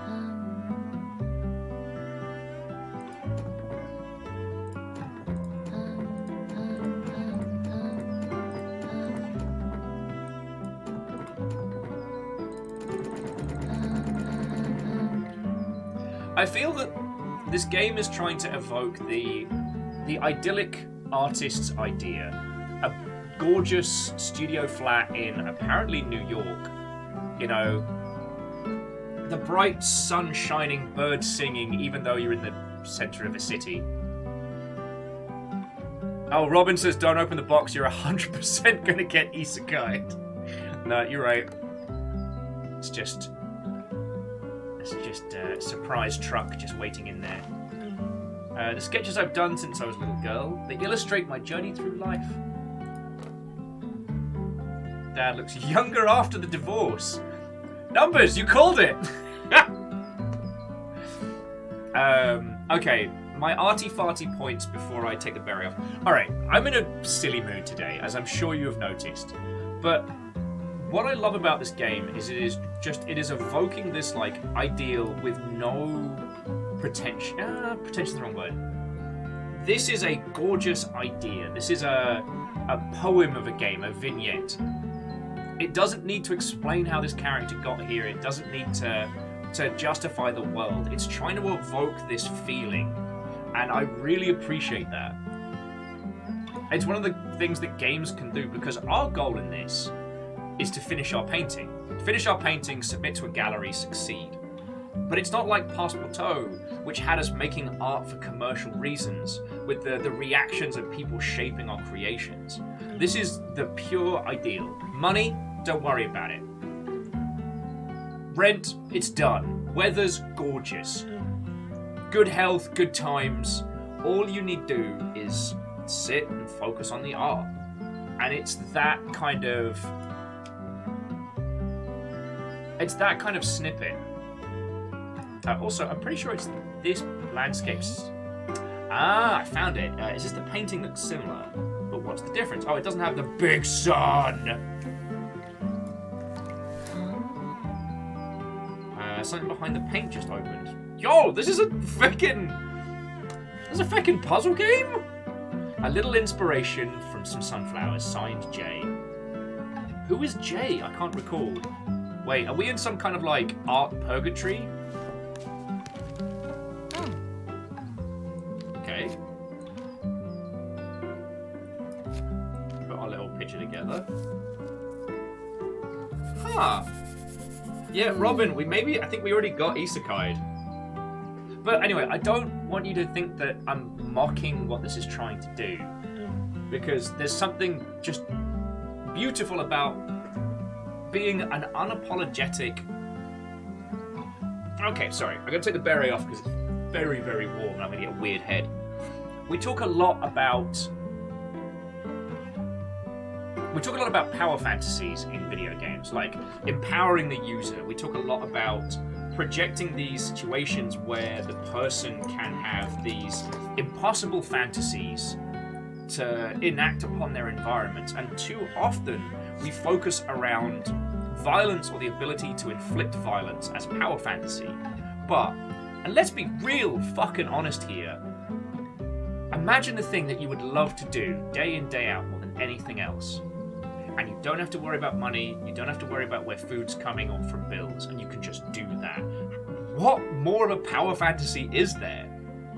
Often that's presented as the reward for our character's journey through conflict. But these are video games. Why can't we have the happy ending as the game? You know? I mean, Stardew Valley is certainly, but then Stardew Valley stresses me out early on, so... Oh, sorry, and I do like Robin's "Don't play sunflowers, kids."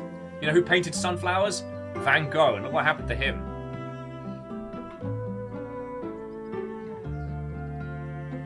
Yeah, come to Cap. No attention dysfunction, no distractions, no neighbours threatening to kill each other in the flat across the way. It's just... I mean, this is so far so charming, it almost feels like it's taking like a... Alright, the old man is always so focused on painting. I won't lose to him. Alright, is it painting time? It is painting time, alright. I'll take a break and do something else first. But all we did is painted the colour yellow and it's already break time.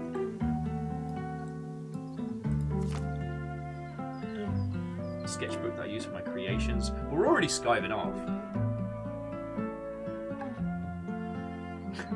He was too focused on one of Matt Smith's best Doctor Who episodes. That joke might have gone over my head staring, as sadly we don't have our resident Whovian in the house right now.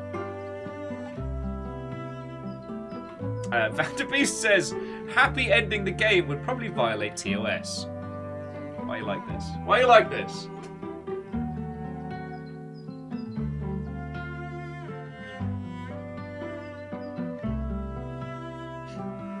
Sorry, I was thinking about the whole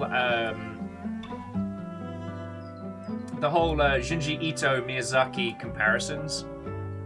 How Miyazaki is often shown as being a deeply, deeply unhappy man, and Junji Ito is shown as being a very, very, very cheerful individual. But if you look at their body of work, like Miyazaki's gorgeous art style and beautiful, like, whimsical storybook style, and then Ito's feck you, it's body horror all the way down. Always amazes me.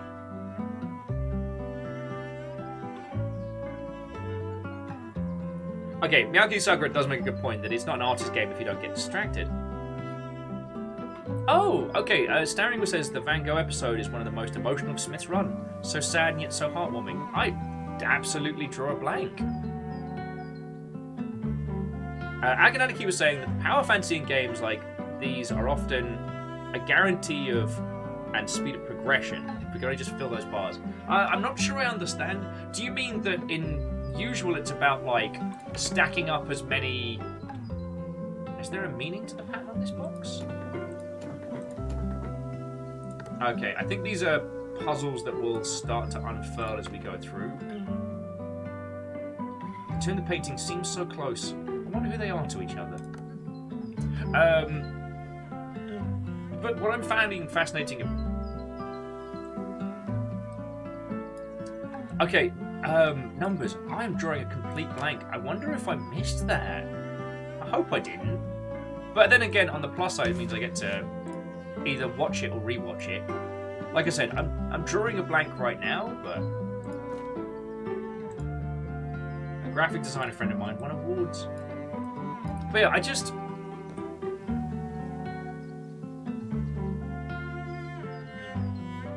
Akoha says they get the feeling that our character has amnesia as they don't know these things about their own paintings. True.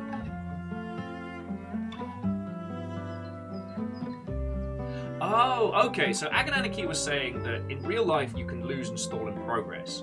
And you see that very rarely in games. Even in, like, for a nice hyperbole example, like the Soulsian titles, you can regain your progress.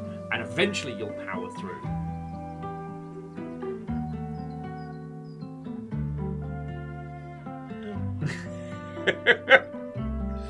I mean, Catastros, I know out of those two blokes who I'd want to have a pint with, you know what I'm saying? But I guess the thing that to put into your consciousness is, what would your power fantasy game be? Like, I don't have an answer for this myself. There's an easel in the middle of this golden wheat field. I'd love to sketch there. And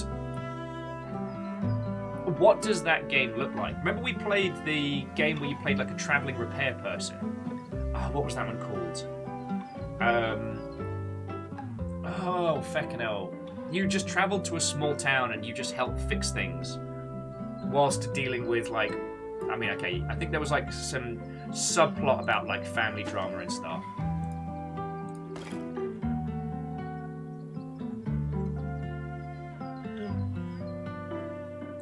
Okay, I'd say... Alright. No. Alright.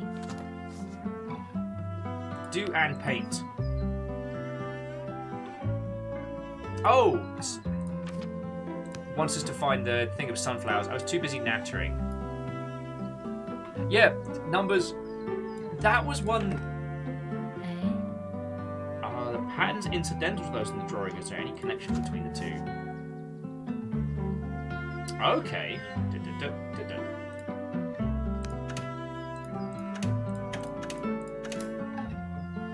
Time to get isekai! It's open. I'm going to put this in here. Now, friends, the manner in which, as people were pointing out, our character seems to have forgotten a lot of things, it does raise some questions about our character's, shall we say, status in being alive and or dead. But no, the thing I wanted you to think about was, what would your power fantasy game look like? Like, what things would... What little... Sorry, I'm trying to grasp for the right words here. I can't. We might have been eating the paint, but hey, lead paint is delicious.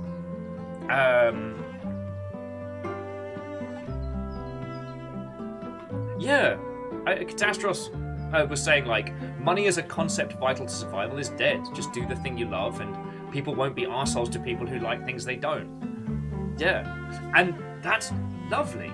So then, what does the next step in that look like? You know, I guess we're kind of starting, if you wanted to go sci-fi, we're starting to talk about, Alright. Alright, now what was I going to do for this one? Okay. We're starting to talk about, I guess, like, the Federation sans the problematic parts.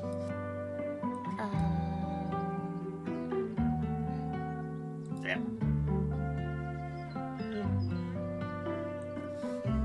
I will say also, this game is very, very determined to not let us paint outside the lines. So it is very much trying to unfurl a story whilst we're engaging. But again, this isn't Passepartout, it's not asking us to create things unique.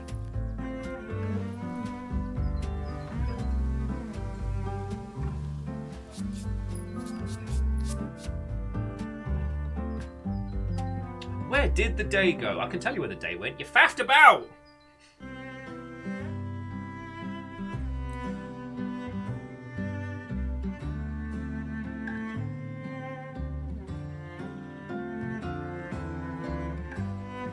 In a sudden rush of inspiration, he takes up his brush with a renewed energy. His brushstrokes cast a faint orange tint of sunlight over an open field. Sunflowers bloom on the girl's canvas, chasing the nourishment of the sun. I'm curious as to where this is going to be going. Kitty! Kitty! Alright, game of the year, 10 out of 10. Big stretch, 10 out of 10. Kitty. Faffing about? That doesn't sound like something anyone would ever do. Sorry, Dan on the Dwarf, how are you doing? We're just playing a gorgeous little game this afternoon. I think we might be. Okay, so jumping back in, so Agananaki was saying they tend to avoid games where it's just a virtual real life, as a worry would impede me from doing things that I can do in real life. I gravitate towards things where physical excellence is involved, as I'll never be an acrobat, even if I devoted a huge amount of time to it. That's very understandable. I mean, that's as strong an empowerment fantasy as you can really put forward when you think about it. I mean, I love the idea of... I love the idea of doing wholesome post-fall of civilization. And I know that sounds really dark, but One concept that I've banded about a lot is the idea of being able to build almost like a village on an aircraft carrier with friends. I know that's super dumb, but the idea of then going off on little missions that go get resources and bring them back. But I'd love to be able to do something like that and have it engaging sans conflict. Like, we talked about, I mean, if you haven't watched Girls' Last Tour, give it a watch, because that's more of the melancholy after the fall. But I love the idea of the hope. And perhaps it's because I've been binging on zombie media a lot. Perhaps it's just because I really need the TV show of The Walking Dead to end with, and they lived happily ever after. Which will never happen, obviously. They're going to drag that one out for 1,000 years. But I would love to create a title that evokes the sense of accomplishment and community is the wrong word. Family that you get from like building a little Minecraft village with your friends. You know what I mean? I want to create something like that.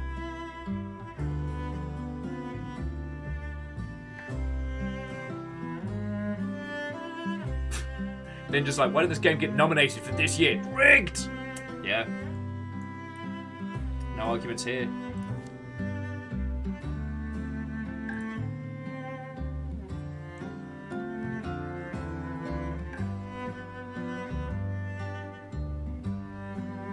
So Agananaki was saying that they have a lifelong fantasy of living in a plaza full of a good chunk of cool people in their life. Not quite a commune, not quite like a block of flats. So Spiritfarer hit pretty hard for that. Yes. I mean, Spiritfarer does that so wonderfully. I keep stalling on Spiritfarer because I want to go through it with you all and hear your thoughts and feelings on it, but I know it's going to be a hell of a journey. Ikoa says that they think many wholesome fantasies are about people building or creating something, and that is usually what those games focus on, yes. So it's creating something that's engaging in that space that isn't about conflict. Now, I find Stardew Valley to be very stressful because of its time limits. Hanging on the wall are many landscape paintings, the one painting which appears to be covered. Alright, what else do we need to do? Oh, there we go.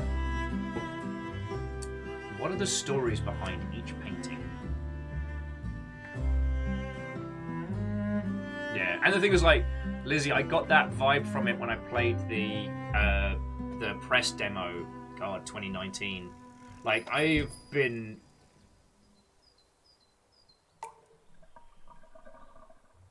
Yeah, I am aware of what Spiritfarer is going to do to me, for sure.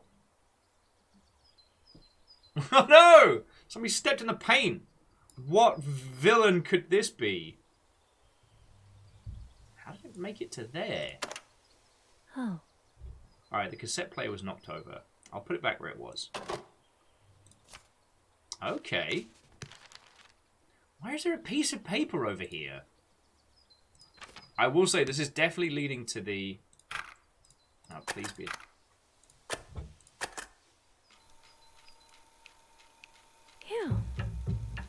There we go. Gitned says their significant other picked up Spiritfarer today for her Twitch game to play this month, so I'm excited to see it as well. I mean, if you're in the same place, Gitned, the co-op to it is lovely. Mainly because all the animations for the cat are inspired.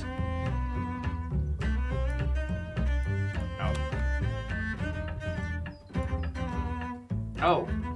Okay, so after the footprints that led to here, the footprints of the cat now lead to the toaster? Kitty, that's how you get set on fire. Well... Must stop trying to ruin the flat. Alright. I think we got ourselves a cat puzzle here.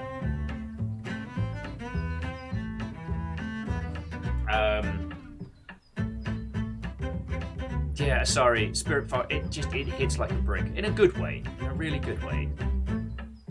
Yeah, so Gitned, it's a kind of a Sonic 2 style co-op that the person playing as the cat can pick up and play, but you can both do things separate of each other. So it speeds up a lot of the process around. Oh. I'm a little hungry. Toast time! So it speeds up a lot of things that you can do on the boat. And aww,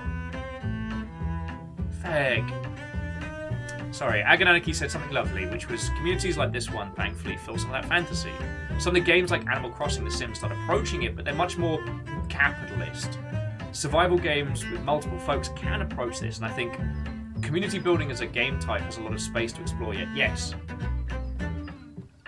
I think the thing that I haven't really managed to find a biting point is between, like, conflict and involvement. Sorry, Favor6 says, putting on sunglasses. This looks like a catastrophe. Get out. Then please come back. No egg for you.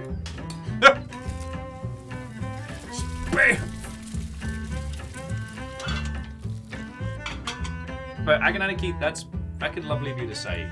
Like, one of the things I've always wanted to create is a space like this, and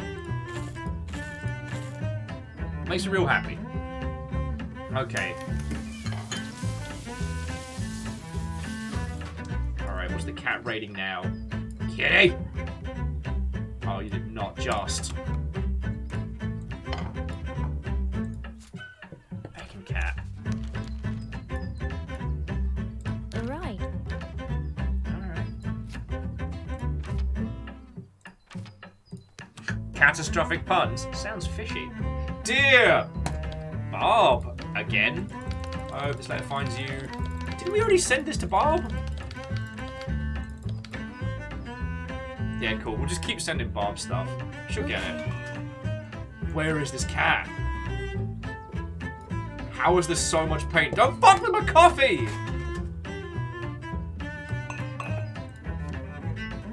Friends, I'm gonna have to kick a cat's ass. But no, Agananiki, that's genuinely lovely of you to say. No. It means a lot. It means a lot. As opposed to vandalism this cat keeps doing. Okay, fine, sorry, I'll be nice. I won't bite a cat. Hey, Will, how did you get your ass kicked by a cat? He knew I was coming. He was prepared. God, this makes me want more coffee. Nice.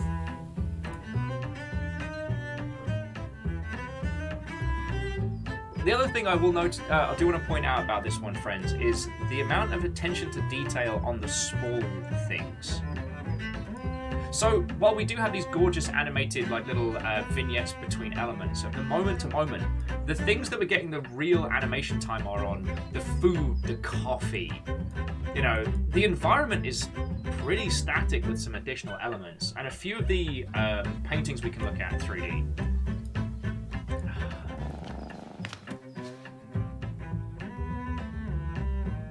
There he is, the asshole.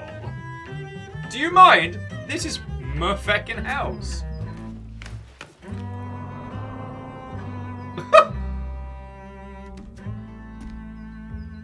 How many stories up are we? Because that would worry me too.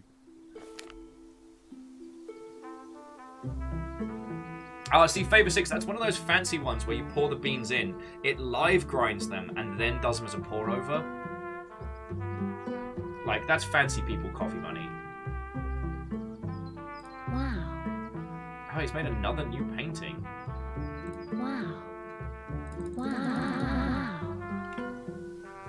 Always check to make sure that there is spam protection. What a good kitty. Alright, yeah.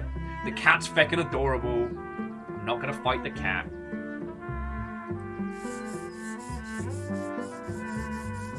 We'll just sketch him, just living his little best life with his kitty. This grumpy little kitty. Grumpy old man and grumpy kitty. They make the best of friends. Ah, the cat's fine.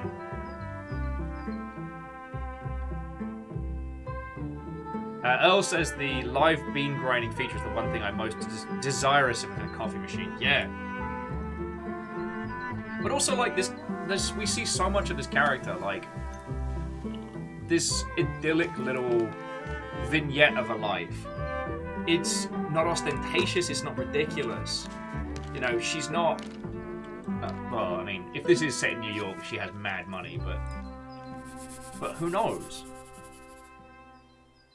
Alright, I think I've seen this also somewhere in my room. Oh, okay. Yeah, I know where this is. Sorry, Lyris, where are my manners? Thank you for the 200 and for filling the pint glass up. I feel your Yalden will be with us. Okay, the colours are composites. Trying to put together. So 1, 2. That one's easy.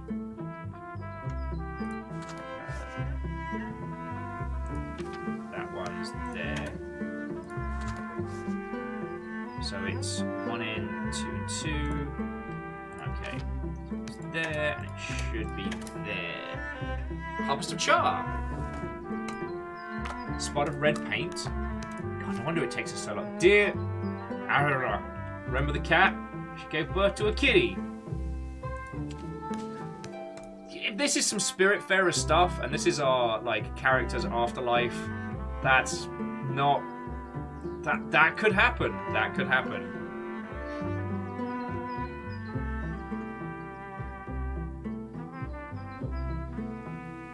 Okay, Lizzie, you know I wouldn't hurt the kitty. Threaten. It's just like when Pippin's being a little shit and I threaten to kick his ass. He knows I'm not going to. Okay, so it's one of the tops there and the sky. So, and then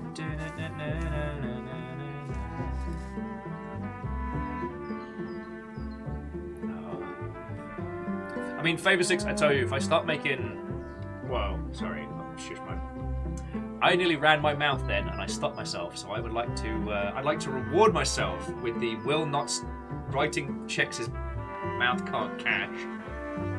Will's mouth not writing checks his... I'm just going to stop saying people words. But I will say, the idea of getting one of those setups that's like the grinder into the... Oh, side me up.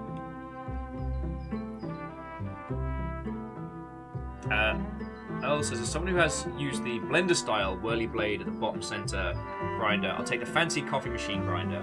Okay. It's just getting it ground fresh with all the oils and flavor in. Just, Lizzie, I do go through with my bets. That's very true. And honestly, like Stammering was saying earlier, how much to do like a grumpy old man voice stream, and I didn't say the thing. Although considering like the cost of like the Perun stream and stuff like that, that's like the going price, right?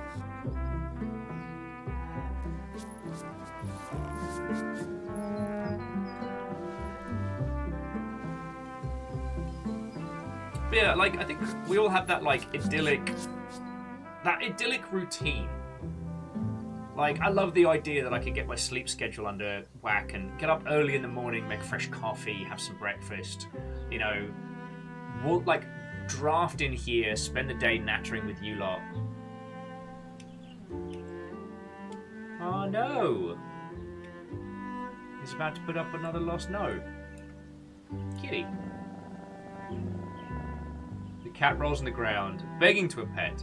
It has not noticed its owner's worried face. I'm just going to take a screenshot of this, because there's nothing quite like a cat lying in front of its lost poster. The walls are covered with lost cat notices.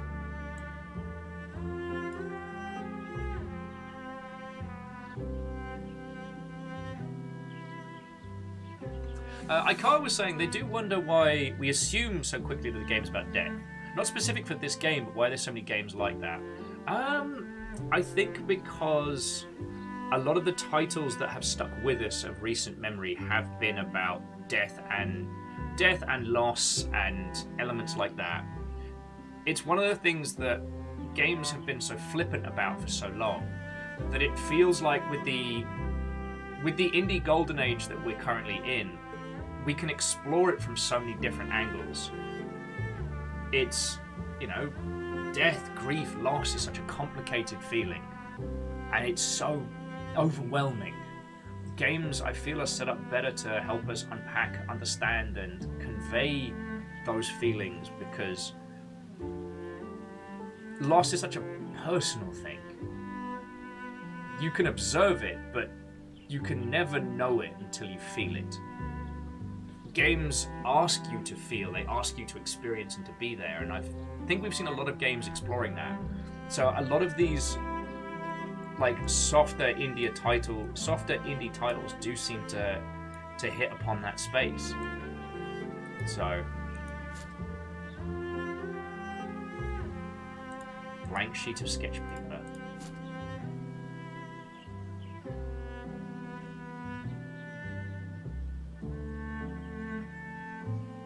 Lizzie, I do agree.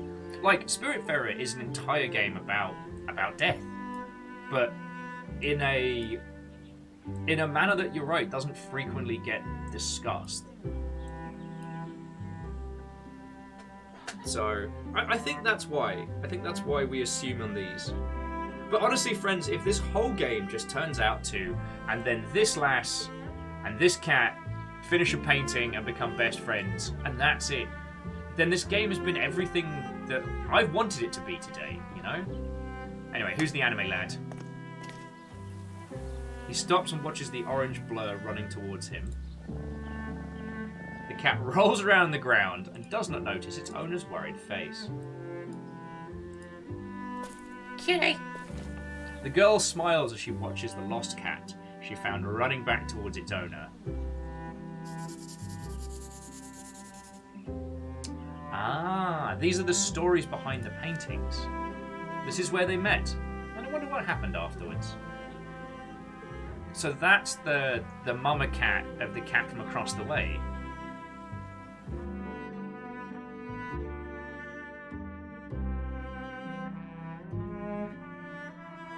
Oh, sorry, just Agonaniki saying that they would love to have a cozy spot in a Parisian-style cafe with a coffee and toasted baguette in the mornings. Oh. For me, it would be just a proper fresh espresso and an apple, a sliced apple kind of Danish. Oh, glorious.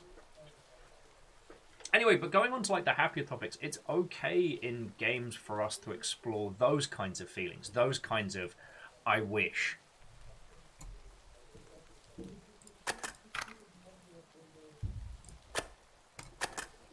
Do you know what I mean? And I think that's one of the reasons why I wanted to play this today. Oh. Time to fill the stomach. Bread, boof.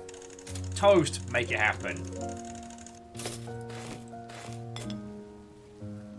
Also, egg. Sorry, egg. Egg. Excuse me, egg.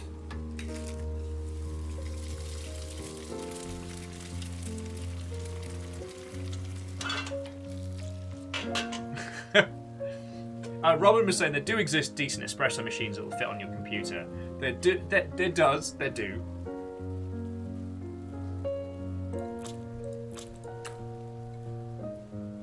Al was saying, so not quite Frostbite level physics engine, not quite. Okay, here's the thing. The Frostbite engine is perfect for arty-farty video games. I keep thinking about the new Star Wars Battlefront games. And I keep thinking about... I keep thinking about how those games are fucking terrible shooters. They're boring and bland, but they're so pretty. They're gorgeous. I don't want to have a shootout in those. I want to explore, I want a game in that engine where you explore like the day-to-day lives of people living in the far-flung future. I always think about the opening to Rogue One, where you have the withered old Mads Mikkelsen with his family hanging out in this lush, faux Icelandic part of the world. You know, volcanic rock next to lush green fields. And yeah, it's rainy, it's a little grey, but it's beautiful. Where's that? I want to be able to explore that. That's the kind of thing I feel like the Frostbite engine was crafted for.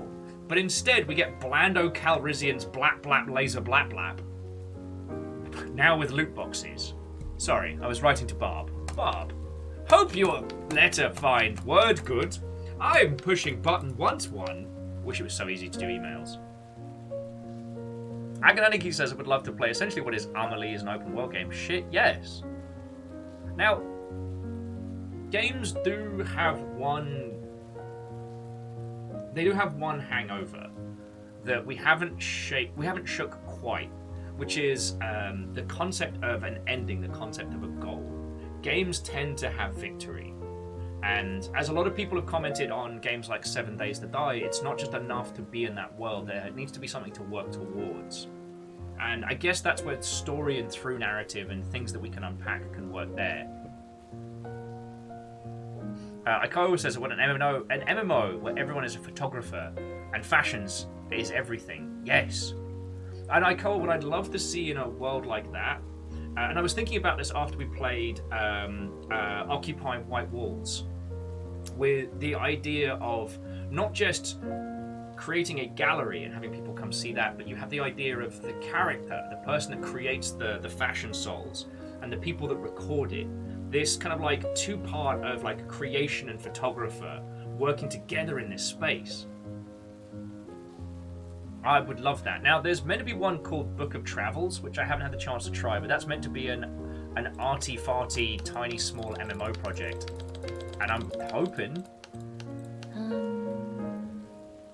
Faber6 says Nausicaa Valley of the Wind would be an amazing story game to tell with light action elements. Or like, Laputa, Castle in Sky, yes. That in Frostbite, sign me up. Thank you. Now, Earl was adding that Anthem was a gorgeous game, and it's a pity about the rest of it, which wasn't terrible, but could have been much more. Yes. The problem was, it was the parts of it that were a little bland, the parts of it that were a little slow, the parts we needed to be good. The visual fidelity of it wasn't enough to make up, and I feel for him. But I also feel like Anthem was designed by... Sorry, just making some more coffee. I feel like Anthem was very much a designed by committee game, and that the team creating it had to work against ridiculous requests. You know...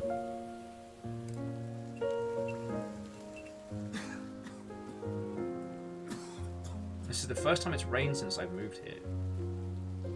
Oh, he is not doing okay. Damn it, why did we have to call it?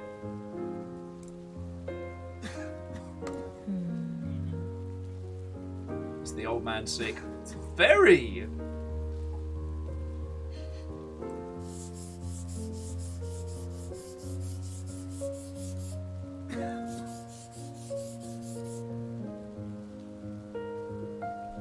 Red Burning Dragon says, you gotta love how scenic some of the Ghibli films are. Yes. I think definitely Valley of the Wind is the one that definitely lends itself best to like an open world experience. But you could definitely do more with like Laputa and stuff like that. Is he 6? Unhappy face? Yes! Lamelot says they love how delicious the food looks in Ghibli films. Yes. Honestly, and I say this with no hint of irony, I think the photogrammetry on the food in Final Fantasy 15 was one of the things that endeared me to the world. That was the game that made me want pizza all the time.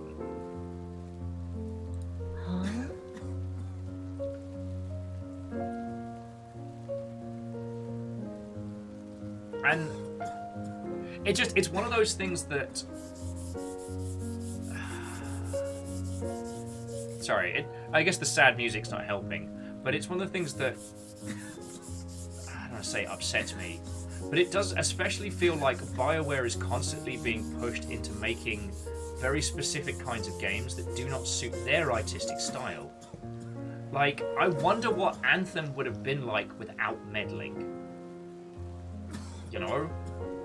Because I have this feeling that there was this pitch for Anthem where you played as this one person in this power armor suit in this far-flung future, and it was crafted around that. And someone high up went, well, what are the kids like these days? Well, hi, I'm Jeff McBusinessman, pushes up glasses, and I know what the children want, looter shooters.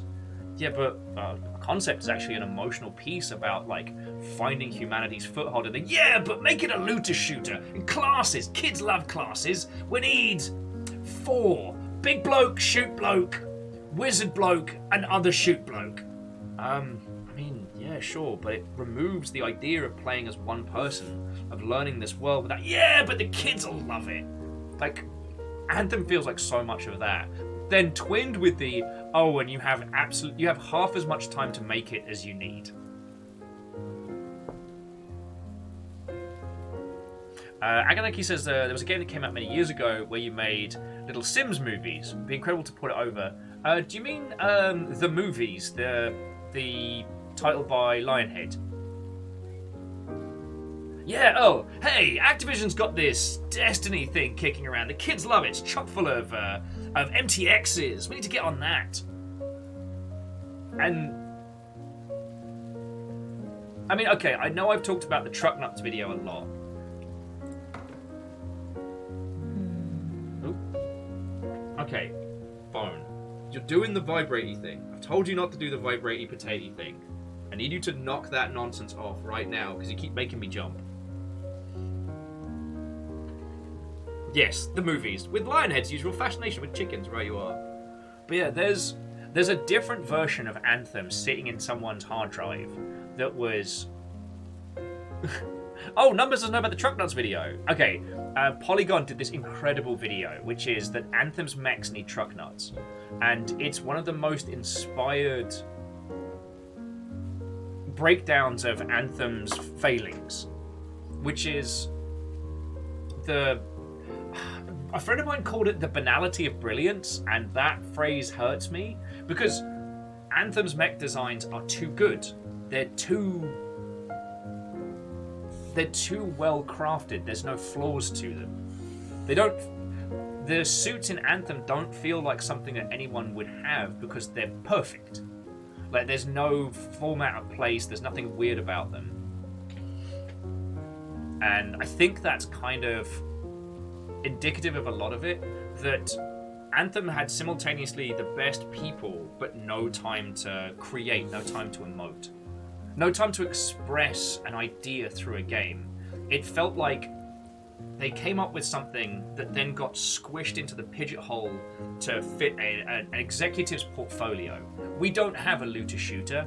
Everyone else has a looter shooter. Let's make one of those. Let's make a light MMO that pumps out cash.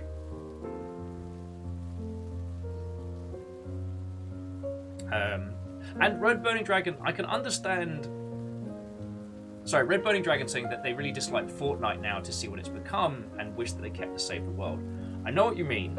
I'd be more against it, but knowing a few people over at Epic, you know, they're using that money to pump cash into games and give out free games to consumers. So, whilst Fortnite is not a good game that I enjoy playing, it is being used... Some of that money is being used for good. Also, holy crap, what a cross-promotional brand of nonsense. We're going to have 80s action movie heroes, and we're going to have anime characters and game characters all smashed together in one space. The amount that it's going to inspire... Oh, it feels like the painting is missing something. Can I look at the other painting again? So yellow and red on the umbrellas, is that it? Oh, he doesn't have a yellow umbrella.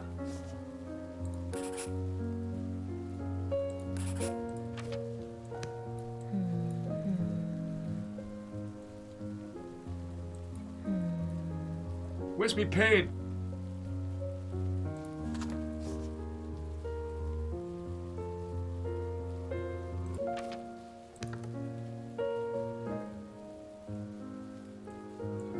Where's me paint? Oh, wait, no, that's my mess. Oh, here we go. I was looking at the wrong painting.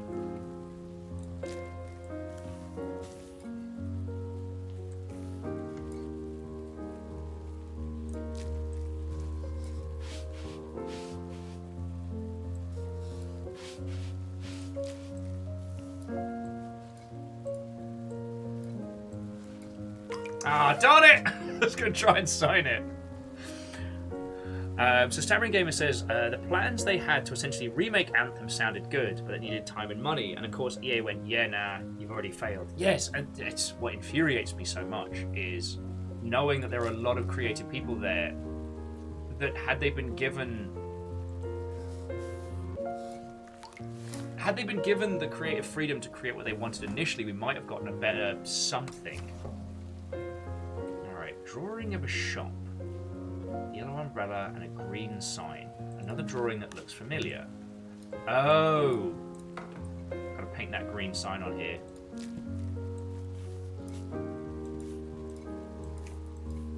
Ah, oh, darn it! It's not letting me do the thing.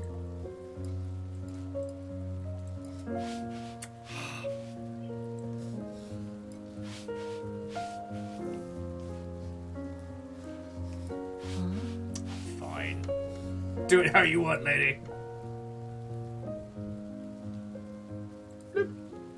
Alright, this is getting a bit Banksy over here. I should not be allowed to play with the paints. Also, the idea that you'd be sitting around and be like, you know what? This painting that I paid for is not right. Let's go for it. I love that. I don't know if you've seen that there are people that buy like landscapes and stuff from thrift shops and then do like changes and alterations to them. I love that. It's basically the OG variant of the modding community.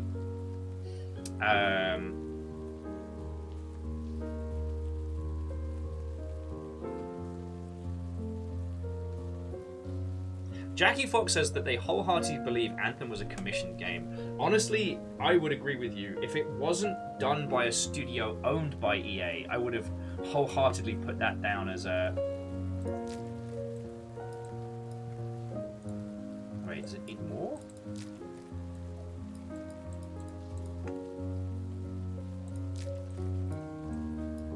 Oh, he needs a brolly. He needs a brolly!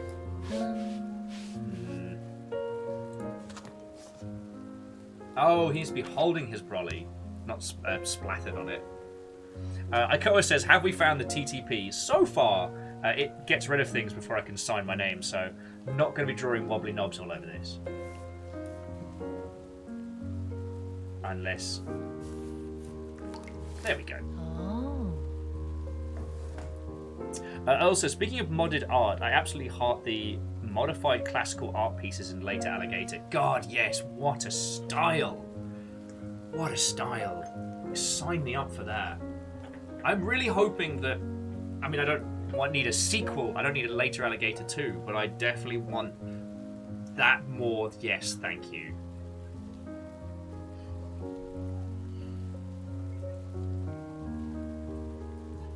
Red Birding says, how good is your cursive? God, I mean, it was bad back in the day. How good is my cursive?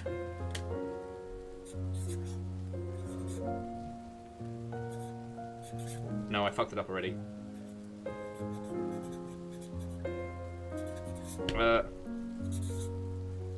No. It's feckin' terrible. I was going to show you, like, how my cursive is. I never want anyone to see that ever again.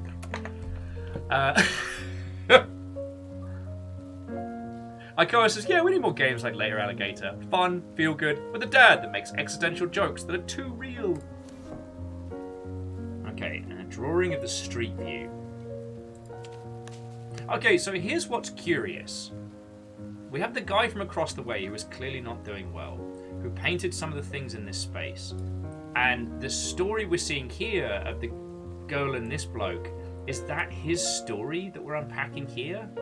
Which begs the question, who are we in this world?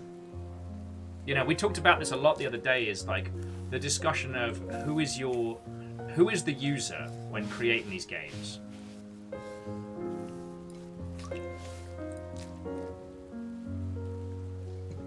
Favor 6 says, remember the note in the food package sent you? That's my handwriting. It's not bad. Okay, it is more complete now.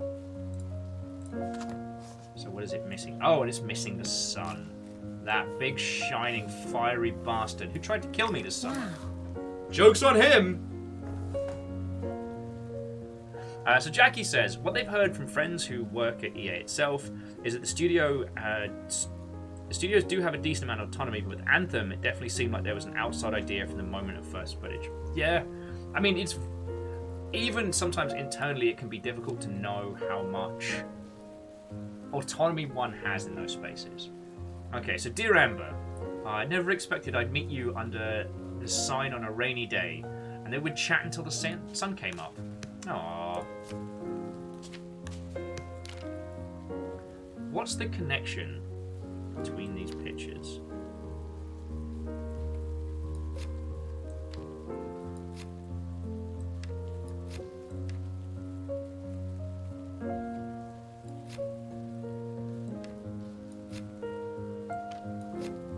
There we go. Yeah. Okay, so that's the correct order. So we add those to the sign. Sorry, Red was saying that Anthem was also...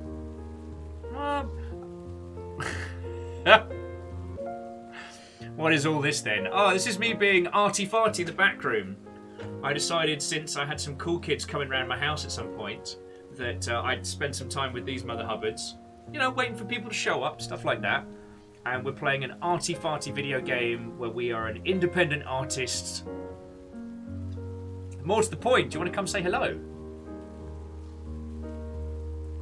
Although, I will say, all I've got at the moment in here is the rickety stool, so I just want to apologise for that ahead of time. Okay, and Agananiki makes a great point. The Teenage Mutant Ninja Turtles, our 4 reptilian heroes, have overcome the arch villain Shredder. Feckin' terror. You feckin' terror! Tuna gifting Pepsi Dash a sub. Man. Wait, friends, do you hear that? It sounded like House Carl was coming from inside the house!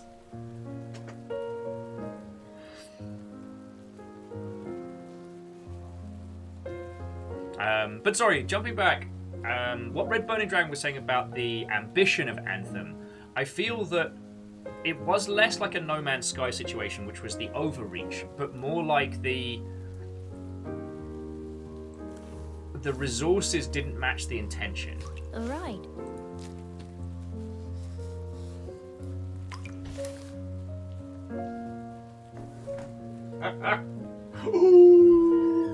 You glorious Mother Hubbard! Firstly, can you bloody hug you?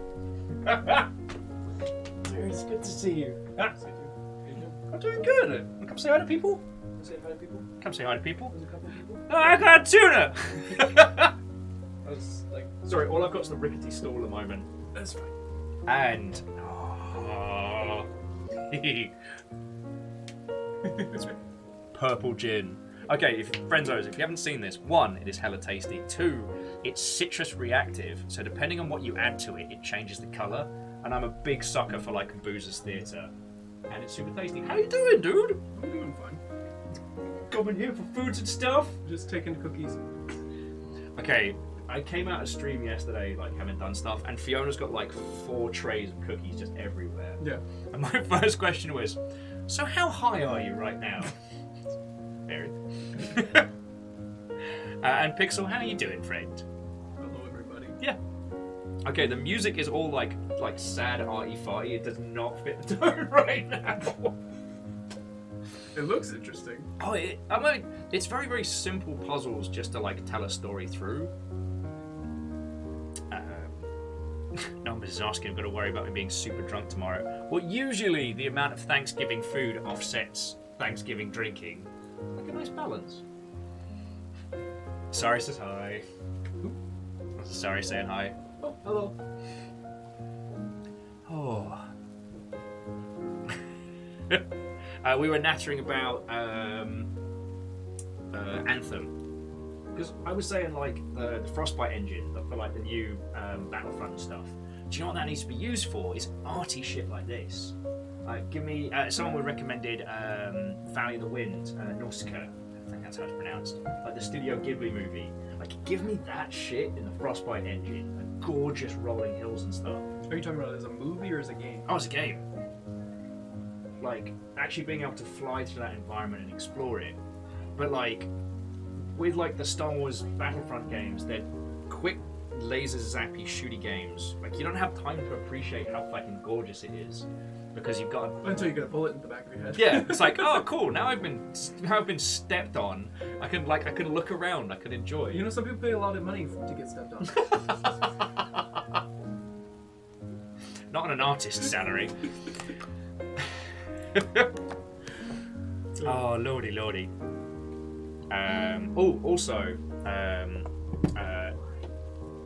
Camille gave us these. So for our next round of homebrew gin, we get to try like infusions and stuff. Okay.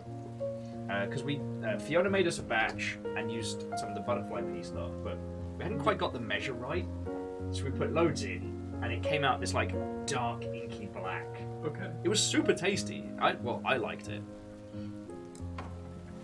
So. Oh, this is anime. Yeah, dude. It's like one of my Japanese animes. It's just like one of the Japanese anime. Metal Gear. Hallelujah. Are you hungry for worms? No, I'm hungry for words! Shut up, Liquid. It still blows my mind that the gentleman that animated that is now one of the big figures in video gamery stuff. You know, I wonder if he's happy. See, he used to be an artist and he used to make drawings, and now he's kind of too busy to do that. I wonder if he regrets that he's famous for this, but I do know that he pays other people to make art for his thing, so he's using his wealth to pay, almost pay it forward almost, and pay people a proper salary to make animations for the channel. Yeah. So, I mean, he's still involved in it. I just wonder if he wishes that he could make more art. I haven't thought about that. Because I know Rubber Ross went on a lot of talks about how like animation just doesn't pay the bills, No, it like, doesn't. especially for like YouTube and things like that. And like, yeah, I hadn't considered that because I know he did some of the videos for like Starbomb and stuff like that. So he's gone to do some. I guess because I'm kind of in the flip side. Like, I always loved doing stuff like this when I was game side, and I felt like as I was doing better in my gaming career, I got moved more and more away from, getting to do stuff like this on a daily. So, I don't know, we got really arty-farty into the weeds earlier about, like, empowerment fantasies being more about, like, the lovely shit that you can't do in the real. Like people talking about games like Spiritfarer and Stardew Valley, the idea of the empowerment fantasy not being give me the biggest shooty gun bang, but being the not having to deal with bills, not having to worry with any of the major stresses, go in and start a farm somewhere or something. Yeah, the Stardew Valley. So why don't you start your own farm? Because that's hard. Yeah, it's a lot of work. It's very expensive. I should get with me sketchings. The gameplay of this is very, very simplistic, but it's definitely being used more for the story than for anything else. I have a feeling the old bloke is the person from the paintings, and I'm not sure who we are in this story, but we're definitely being shown the story of how this old bloke met his wife. I don't know if we're meant to be the kid, or the cat's definitely the offspring of the lost cat from earlier. But it feels like one of those games that you can just kind of sit in and soak. It's really good. It's one you can kind of unwind with. Yeah, I haven't finished it yet, so I can't talk about like the entirety of it, but I've been playing through a lot of The Last of Us Part 2 at the moment. and that is a game that makes me feel bad. It's not a bad game, but it makes me feel bad. Why does it feel bad? It's because I'm trying to think about how to do it without like spoiling it for others, but it's like the game asks you to do stuff, and then it asks you to do stuff without understanding what the consequences will be, but with no way to change your actions in that space, but you must deal with the consequences of them. If that makes sense? I don't know if I've gotten too abstract there. So it makes you do things because your character's going to do them. You have no choice but to do them, but it still makes you have the repercussions of it. Yes. So there's this concept that I've kind of looked into and found interesting, that Okay. first-person games are the perspective, the player is the character, Yes. and third-person games are you are experiencing the character's story. So that basically you are not controlling Ellie in Last of Us 2. Yeah. You are simply influencing maybe, but experiencing her story as it unfolds. Yes. So it's not really your actions. You aren't the person murdering this character. You aren't the person saving this character. You are witnessing Ellie do it. Yeah. And I think perhaps it's because of that lack of agency is why it's making me feel. But again, it's like I'm not having a bad. And it's not a bad game with a bad time. Oh, Wheeler Dealer, how are you doing? My friend Tuna's coming round for Friendsgiving, and we're hanging out. Wheeler Dealer is a very good friend of mine who was at Sega of America when I was at CA. He's now over at Funimation being a cool kid, and is also my living vicariously through Valorant player, because I haven't got time to play Valorant and get good at it, so I just watch Wheeler Dealer playing it. I'm like, yeah, I could totally get back into CS:GO. No, I couldn't. Well, somebody needs to play some Halo with me. I know. Shriku's been giving us alert today whilst haloing it up. Yeah, Lamalot, one whole tuna. And friends, let me know if the sad Arty music is too loud. We gotta go. Oh no, we gotta just paint in some blue here. Blep. Wheeler was saying they played Halo last night and it's fun. I know. Dustin says tuna fresh. Tuna fish. I have the chat open on my phone so I can, because I can't read that. I was playing some League of Legends last night. I was playing Nami, and actually, the fish gaming, fish. Was that streamed? I'm sorry, I missed that. No, I usually just, when I'm done with stream, I stream on Discord. Oh, okay. Because I've developed that unfortunate habit where I feel like if I'm not showing people the games I'm playing, I'm wasting my time. Oh, I got really into games that are boring to watch for that very reason. So that's why I got so obsessed with Escape from Tarkov. Because most of Escape from Tarkov is hiding in a bush for 20 minutes and waiting for some footsteps to go by. Our Pixel Paradies are asking the important question. Good fish? What bad fish? What would you say? Because I don't feel a person can accurately describe whether they are good or bad. What would you say? I'm a good fish or a bad fish? I'd say you're a good fish. Okay. It fits the Arty game. Sorry, J-Post's going on a hunt and tagged Wheeler Dealer and Dustin. I can thank you. Lyra's throwing in some bits. Oh, sorry, I did not acquire the Snoop wine yet. So that's going to have to be a tomorrow acquisition. But we do... Caffeine. I've got company. Why would you make me make a tit of myself when I've got people round? It's the worst.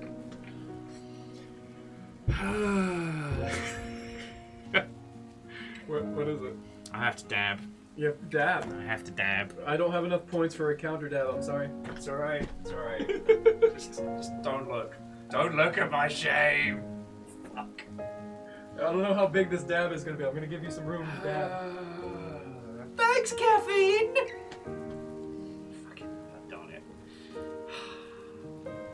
Arbiter!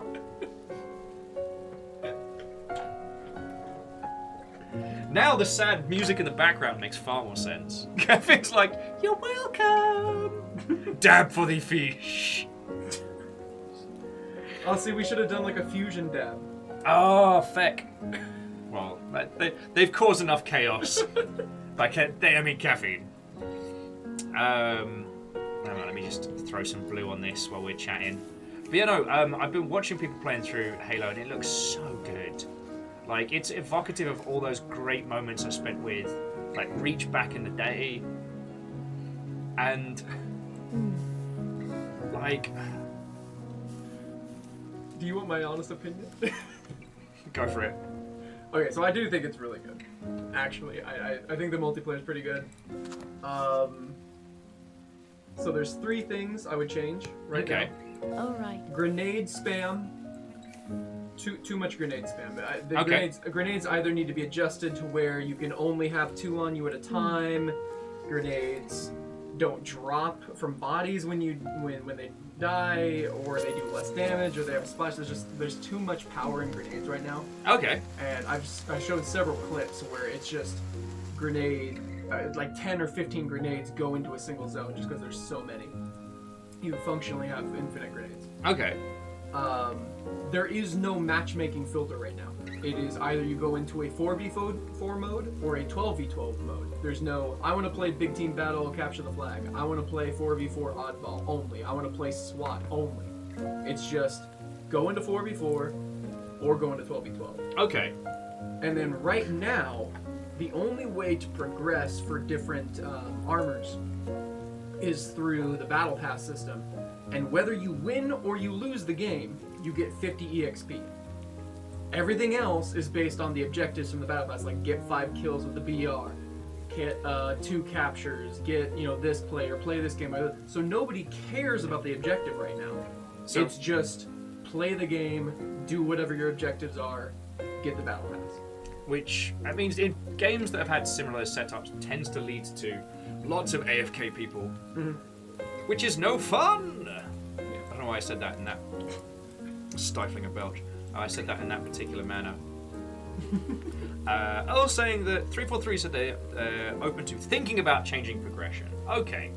They're thinking about putting in the systems into place to start looking into possibly conceiving a way to start changing progression. Like, on the one hand, loved Halo Reach with a passion, but on the other, I do remember the agonizingly slow grind for unlocks. There was one particular level where you could call in airstrikes on tanks as you were going past an underpass, and the amount of destruction that you would generate was ridiculous, and then you could just load from checkpoint, go back and do more, so to rack up, I think it was the multi-kills, that would get you points towards your XP progression that was faster than playing multiplayer. So it was like, if you really wanted to get that next bump over to the next level to unlock armor sets, it was time to go down there with a laser and make someone's tanks have a miserable time. Well, something else that's maybe some people like it, some people don't. The armor sets in Reach, you can put any piece of armor on and mix and match everything that you've ever unlocked. Yeah. For Halo Infinite, each of the armors, there's separate armor bases that you put different armor pieces on, and they don't mix and match. So right now they have 3 different ones, and the pieces from those do not intermingle. The colors don't intermingle. If you really like one of the color schemes on the Mark 7 armor, you can't use it on the Mark 5 armor. Interesting. Which is kind of frustrating. Oh, very quickly though, Stammering Gamer's heading to bed. I will try not to get too... I'll try not to get too drunk. I'll be full of turkey, I'll be fine. Sensors online. Weapons online. Be very All sleepy. systems Chorby! Yeah! And everyone's showing up. Happy Thanksgiving, thank you, friends. Chorby, how in the hot fuck are you doing? And thank you for 28 months. Like, Caffeine, I've been known to show restraint. Secretly Robin is sad they can't put their fancy color armor over on the samurai stuff. I mean, hopefully that's something that will see them change. It was lovely to see how Destiny walked back a lot of their aggressive microtransactions around like customization. that now it's like if you have one armor shader, you can use it on any piece wherever you want. And a lot of the transmogrification stuff. The last time we all got back into Destiny 2, I think that was something that brought us all in. Ooh. Sorry, Chorby's mum made bread pudding for Thanksgiving. Fucking hell. I've never had bread pudding. When good, like, at a bad tier, it is a sad, disappointing use of what could have been delicious toast. At a top tier, oh, it's gorgeous. Now, you wanted me to draw you an emote of Chip Butty? Do I have to? Okay. So, friendos, we all got new emote slots in us in the lower castes. The lower castes. And I take offense to that statement.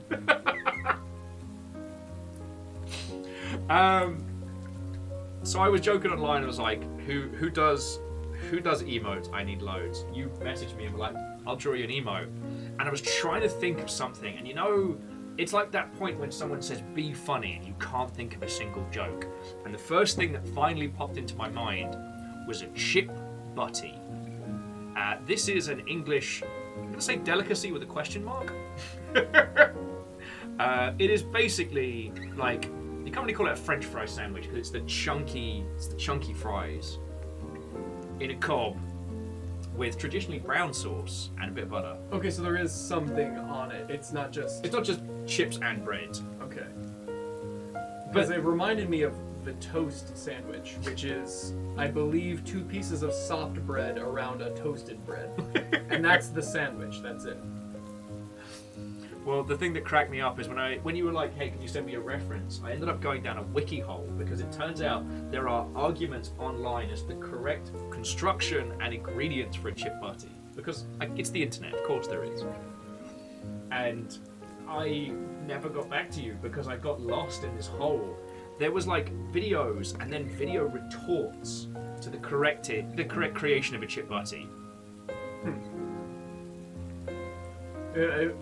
When I was reading it, it kind of seemed like it was one of those, I hate to say peasant meals, but like kind of the thing that your mom makes you and you grow up thinking, "Oh wow, that's an amazing thing, I love those," and then you find out in your 20s like, "No, that was because you were poor." Yeah, poor. And it was like me with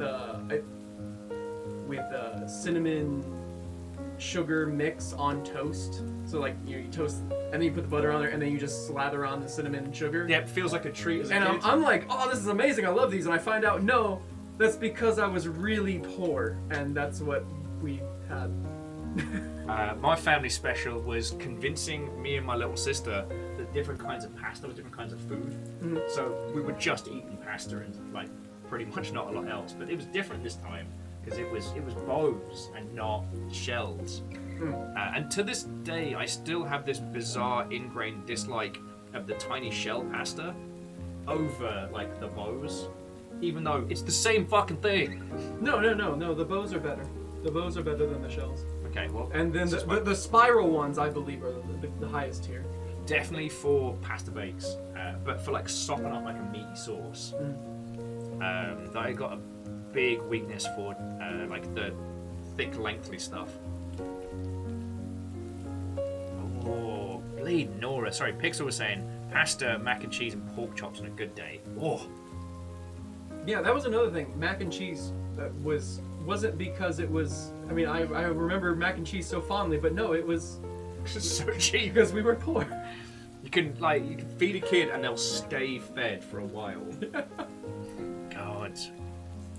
And you knew it was fancy if you were getting like bacon or hot dogs or something put in. Like that was the top tier.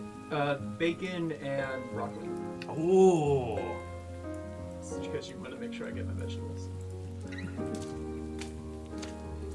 I think we're supposed to be paying attention to this this very Animu lad right now, and their story of them hanging out and making friendos. We're just talking about pasta and food. You know, she got the high top Converse? Yeah. Oh yeah. Oh yes, Favor 6 does make a good point that a chip sandwich is different from a chip butty, or sorry, a crisp sandwich. That's where you just get like potato chips and then crunch them together. Okay, so wait, why would you call it a chip buddy? If England calls chips crisps, wouldn't it be a crisp buddy? Because chip shop chips. Okay, so it's like the cookies biscuits thing. Okay. It's the designation. Like in the UK, cookies are a form of biscuit. Okay. Biscuits is the overbranching of sweet snackery, and cookies is the specific like cookie dough, chocolate chips, baked variant. So like chips is the overarching potato cut into fun shapes, and then there are different variants. So French fries are thin cut, and then you've got like crinkle cut. Pub chips are usually super deep fried, as opposed to chip shop chips, which are usually only lightly fried. Chip shop chips tend to be a little softer. The reasoning behind that, I don't know. Sorry, friends, we're just talking about chips. I see I've distracted you. Should I go back? These two are about to get all like arty farty and romantic or something. And then I have a feeling I know where the story is going, which is this kid here is the old man across the road who paints all day. I think. But also the butty tends to, well, butty can refer to any kind of sarnie. It tends to refer to like a big cob roll. Now, when you say a cob roll, what's a cob roll? Think like a big flaky crust sweet roll, but not sweet. The joke about Britain being smaller than most states, and yet if you travel for like 20 minutes, the name for bread changed 3 times, is surprisingly accurate. The only person I don't know where you're from, but the only person I talked to for a long time before you was from Yorkshire. Yeah, Midlands. And the thing is, like, Yorkshire's a small place, and yet, in terms of both its voice and its British footprint, is very influential. Yeah, Faber 6 layer, like an oversized brioche bun, but not as sweet. Okay. I know very little about bread. And there's so much to know about bread, but I know very little. I think the thing I'd love to find over here is tiger bread. It's like a big crunchy crust loaf. Oh, okay. So we're. This is anime as hell. Oh, he's. Is he all right? No, he's not okay.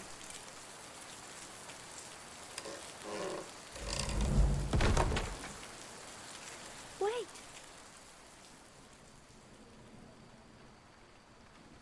Yeah, I had a feeling some arty stuff was happening. Okay, the light is on. The door is locked and I can't open it from the inside. Oh, this game's gonna make us feel things. Cool feelings. Oh, get to the boat says tiger bread's super easy to make. Can link the recipe. Yeah, throw it in Galley Cantina if you would. Though Galley Cantina is just gonna be like food jealousy.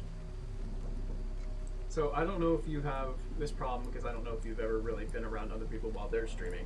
It's kind of a unique situation to be in. Every time I see the white square, Yep. I immediately check my phone because I think somebody's trying to talk to me. But then I realize, no, they're not trying to talk to me. They're talking to you because you're the one streaming. Dude, it's so real. Like hanging out with other friendos in that space, and you see the white box, and it's like a Gondor calls for aid, Yeah. a beacon. Yeah. Okay, this game's getting sinister now. This is not what I fucking signed up for. Oh no.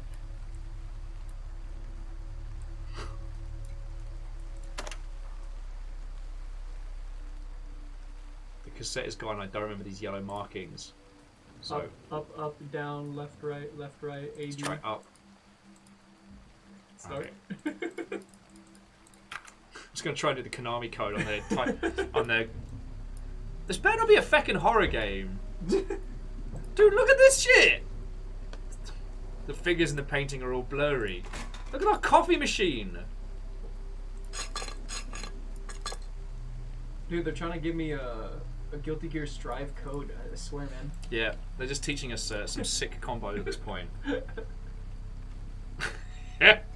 Oh, just Robin with, this is actually a message for Tuna. Will, please disregard. It's this feckin' lot.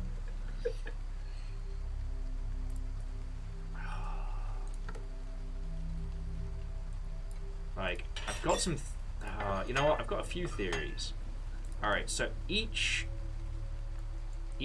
paint has a different code. That's weird. How can I not remember the password? Where did I write it down?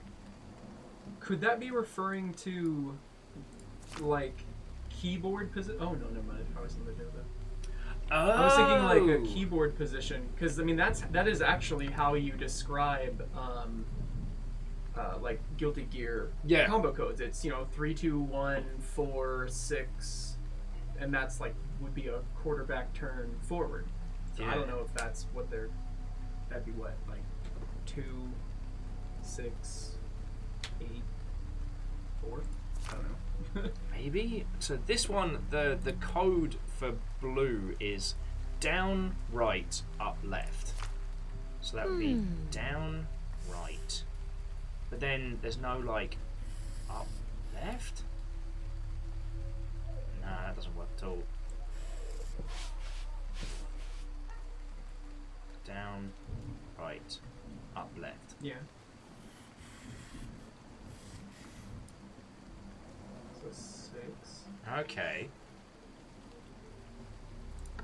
So then what's our yellow code? Dude, I did not expect this is where this game is going. I've been nattering all morning about how this is just going to be like a lovely little vignette. We're just going to be an arty painter, hang out. This did pull some Doki Doki shit. Up. Up, up. Yeah. Up, up, diagonal. Is that diagonal left? Diagonal down left. Up, up. So 1, 6. Okay. And then what was the red code? Because that one. I'm pretty sure it's going to be 1610 just by looking at the shapes, but Diagonal up. Diagonal right up, and then down, down. yeah. Then I guess 4's got to be a 0. Unless it's a 2. It could be a 2. Hold on, check it. Diagonal up, right, Oh yeah. down, right. Yeah, that's 100%. That's going to be 2.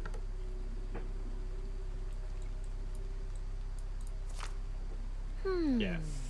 Oh no, 8. Huh? So 1618. So that's the computer.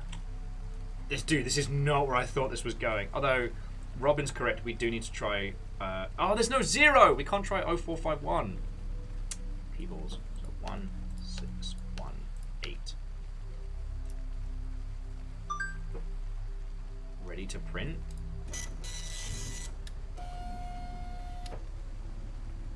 Okay, that's the next part of the picture, so we can start putting this together.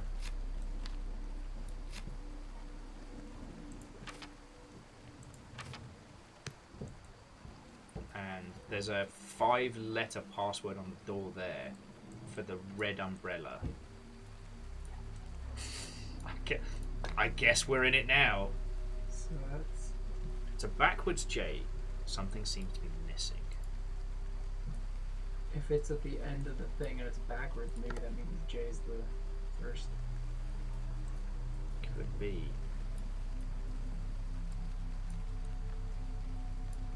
Let's see if we can. It's not to do with the splodgy paintings.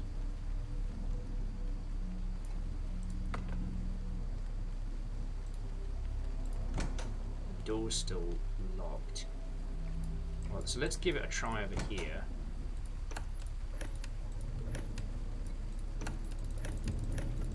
Ah, There's even a J.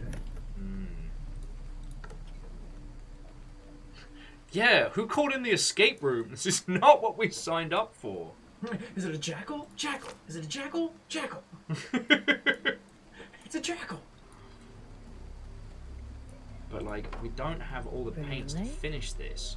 We don't have. So like, we look here, we can see it's all the shades of purple. We can get those. Who is she? She's Amber. Heck it, let's try. It's Amber with the red umbrella, right? That's what she was using. Oh yeah. Yeah. Oh yeah.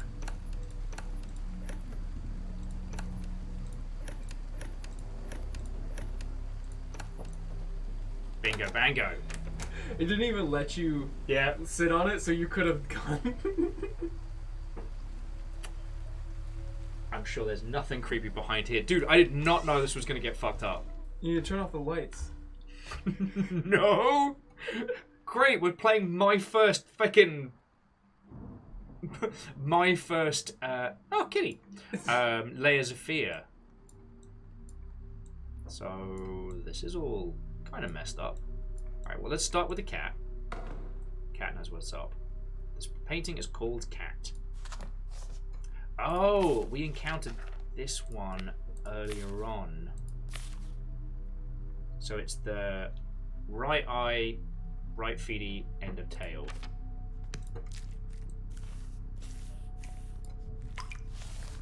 Right eye, right feety,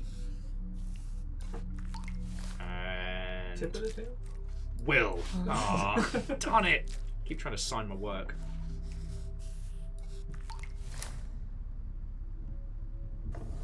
Ooh. Yeah, see, it's looking to see when we're paying attention. So glad to have met you that rainy day. It's wonderful to be friends with someone who shares the same interests. We should go sketching sometime. Amber. The asymmetrical white and orange pattern was the cat when they first met. Okay. But, like, who are we in this situation? Alright, now sunflowers. Sunflowers were one of the early ones that led to a weird puzzle box.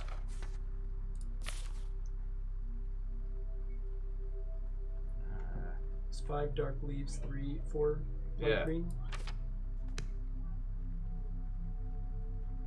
Oh, it's missing the light green ones, isn't it? So, like, it's missing a leaf there. And I want to say one there? Nope. I don't know how painting works. Yeah, that was where Oh, it was was. It's just off center. There we go. And is that all of them along the bottom row? Yes. Wait, oh no. Running low on inspiration. We'll circle back later. All right. Hold it up again. Oh, it's missing a leaf. Oh! Good shout. Or the petal. Blech. So close.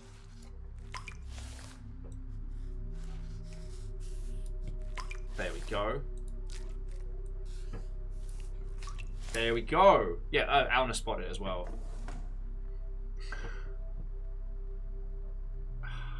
Alright.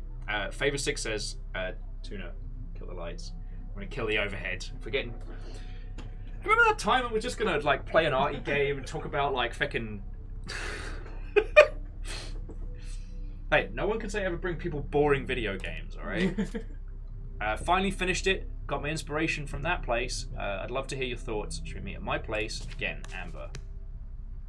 Okay, so that was one of her paintings.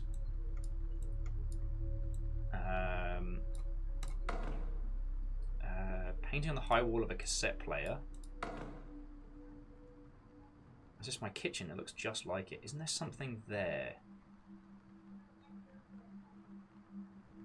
I want to say there was something there. I might have to like nip back to the kitchen and have a look. See what's missing.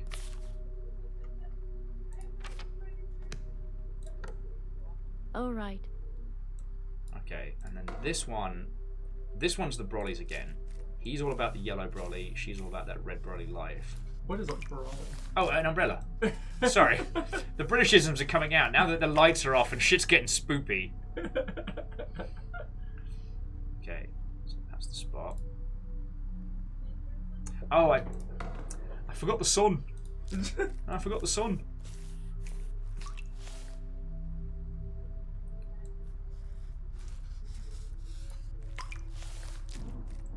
This game's gonna get weird. This was not supposed to get weird.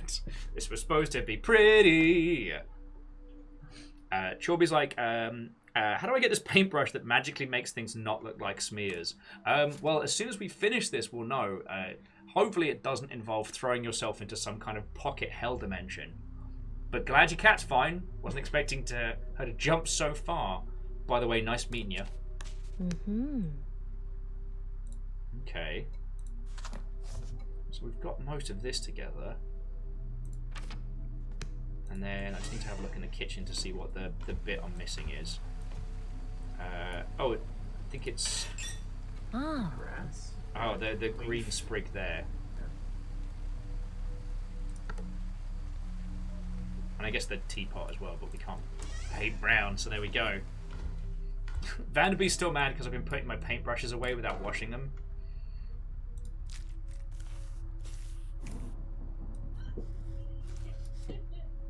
More. It's more complete now. Alright. There was a third thing in the front, but... Was it over here? Paint the bread. Yeah. I am bread. Wasn't that a game? It is. Bread, who shall slay with fangs? As the blood dripped down towards the Ah. There was definitely something else, because there was a teapot there. And we could try painting the teapot in blue, I guess. Give it a little spout and a handle. And fill it in. Give it some feet, I guess. Tea feet. Those are known. Bigger spout. Alright, it's just turning into some haunting gonzo monster. Is it jam? Do we need jam? Jam for the jam gods? That's where I put some jam. Oh no, Will, you have to take 5 seconds to go back into the kitchen. Ah, piss. It's like every time I look in the fridge and then immediately forget what's in there. I'm just going to check on the food, see what's... Alright, so... You don't have to paint the thing on the toaster, do you? God, I hope not! Okay, so it's the block there. I mean, there's some red paint. There's some red plates up there. Red and blue paint, red plates. I guess like there's a little row of jam jars and stuff. I think the fact that the plates are red and blue might probably be a... You don't mind if I'm talking? No, not at all. Okay. Mate, we're in this together. I didn't expect us to be doing puzzles together. This So was... that plate on top isn't red. Maybe. Maybe that's it. And then... And there was the whole, like... Try just like a really thin strip for the red. I'm gonna get that blue in, just... that green in, sorry, just whilst I'm thinking of it. So you're saying like a thin strip for the Yeah, red because like on- that, there's that little yellowish plate. It plays pretty fast and loose with... No, man. Okay. Vanderby says paint the Konami code, so... Up, up, up, down, down, left, right, BA start. Down. No, it's not the Konami code. Or perhaps I need to do in like so like stroke up, up, down, down, left. Right. On it! It didn't work! I understand what I said there. We're gonna skip past it. Okay. About over here.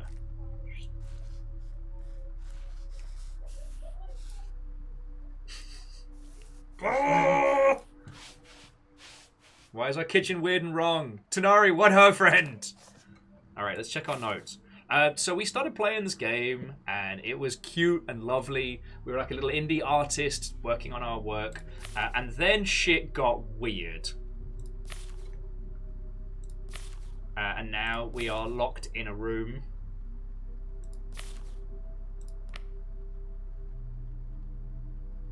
And, okay. Are there other puzzles to finish first? Or is that the last one? Oh, looks like this. The walls of non-numerous paintings. Oh, no, you're right. Oh, there's your, surely those fit into those. They do, because we have the shapes. So, red square, yellow triangle, blue circle. red square. But there's 2 squares. I bet because it was ripped out, I bet that's the triangle. Yeah. Huh? Yeah. But it also means that something bad happened there. Yeah. Ooh. White paint. Handy. Oh, maybe you need white paint for the kitchen. Yes. Spot the fuck on. Okay, it makes me feel better there wasn't something over there we were missing. Now you bastard. But yeah, so I put on this game today, right? Because I knew Tuna and Friendos were coming over for Friendsgiving, and we were gonna have a good little time. And I wanted a game that we could kind of like play a bit of and be done with. And I was wrong, because it turns out this game's actually got some fecked up parts in it. That's what I get for not researching the game. Do you research your games before, or even try to test them before you stream them, or are you just kind of like me and you just install it? Here's the loading screen. Usually I've got an idea of the games ahead of time because it's like popped up on an article I've read or there's something about it, but sometimes I do this. Okay, so this isn't how I remember it. I don't have a pet called Mayo. I have a pet called Squeaker, though. Aww. I don't suppose Twitter's. Okay. I don't suppose this will be good, but if you want to show them. Let's see if we can get it to focus. Look at that kitty. Look at that kitty. That is an excellent kitty. Oh, Kathleen's thinking if we go back to the kitchen, it's probably changed. But she was saying that's not how I remember the kitchen. Yeah. Oh. Alright, the same illustration as the one in the box, but I should know what the image on the left should be.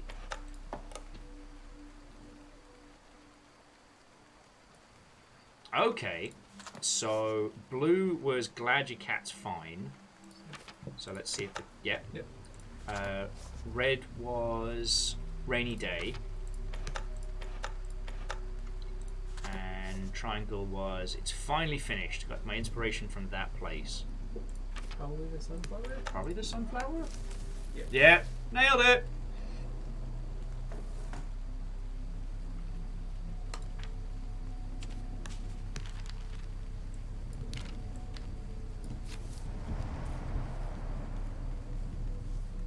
Yeah. So we're the one in the photo. The cassette player, could it be painted on the high wall? Yup. So we go back into the spooky room. Paint on the cassette.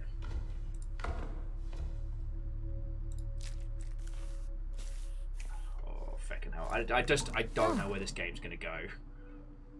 Yeah, caffeine, that's us. So now let's see if that's changed something. You know what, J-Post, you're correct. They're all spooky rooms now. Oh, cool. Now we can put a cassette to hear the dead. Alright, so just in case, do you want to borrow a side? Oh, sure. Just in case something goes down. Alright. Here we go. I'm invested now. So. Save. It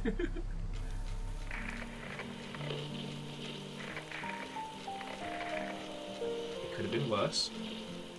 It's not the screams of the damned yet. Yeah, it's not like the Necronomicon written backwards.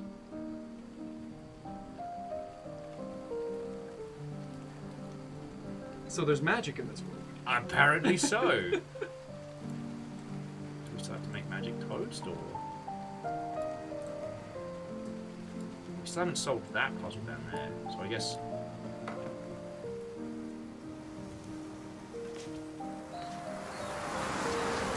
How do we play this? Numbers, do not cite the old words. You'll get us in trouble.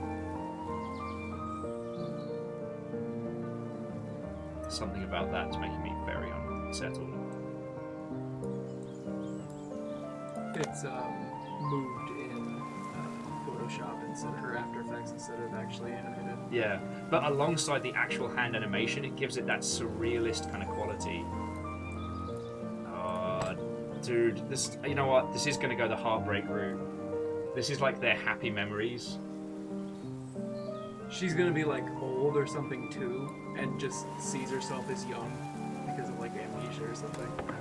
Or this is the old guy looking through his paintings, and we're seeing it from the painting's perspective. Oh, Yeah. Yeah, we've been dead the whole time.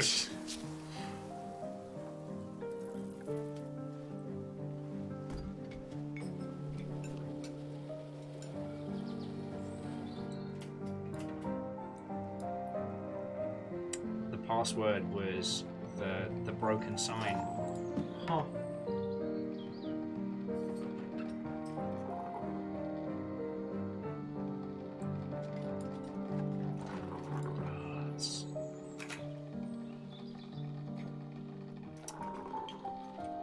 Yeah, yes, you're right, Dustin. Just a little bit of casual breaking and entering. But when you're dead, it's not called breaking and entering. It's called haunting.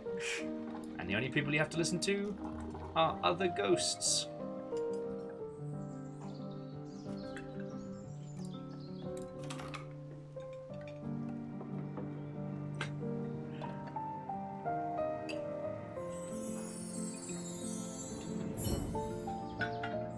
Oh, there's no way this...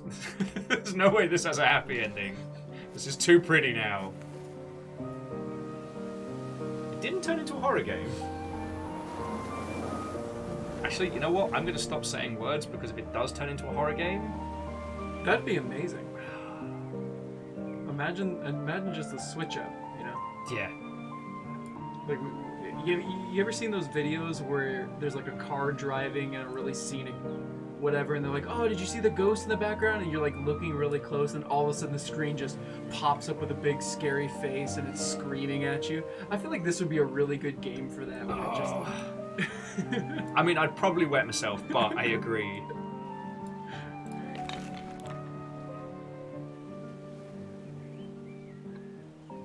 On the plus side, though, worst comes to the worst, I can just stick a straw in this. How did Will get so fucked up before Thanksgiving? Well, funny story. It was Tuna, bringer of gin. Catastros is going to cling to the not sad ending until proven wrong, and that's okay. So, this is the final and most important colour of all. Blurple. Blurple.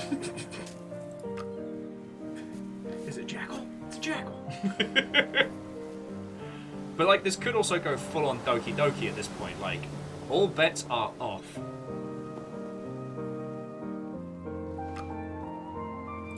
Purple. This is my colour. We still haven't solved that down there.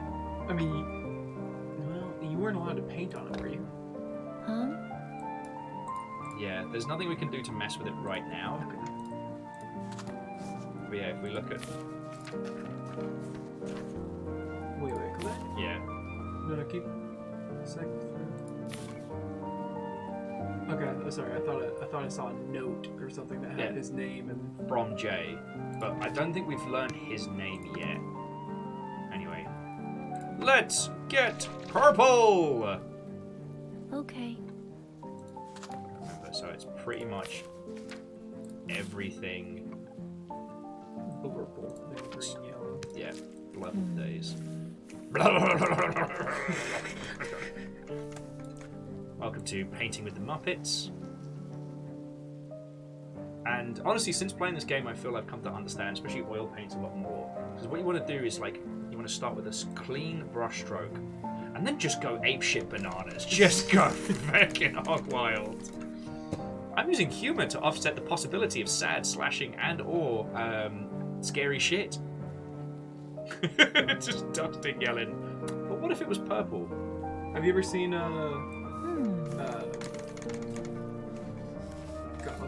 have you ever seen that show? I can't remember the name of it right off the top, but the Andre something show. Oh, the Eric Andre show. Yeah, Eric Andre show. I have. If it goes that route, then oh boy. It's still purple.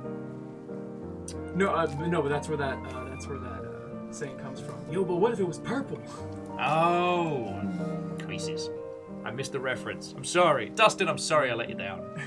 Hey, I got it. Somebody in the stream got it. That's all that matters. But yeah, someone was saying, like, what if it turns out that we're Monica? big, okay, so green, blue, white. Paint by flailing. But yeah, as someone was pointing out earlier, the reason we've been sending the same email every day is because whether we're a spooky ghost or an artistic interpretation, we're trapped in the same routine. Maybe not even trapped, just that is the routine that we are living. Because it might not be sad, bad, and scary. It could be good. It could be good reasons.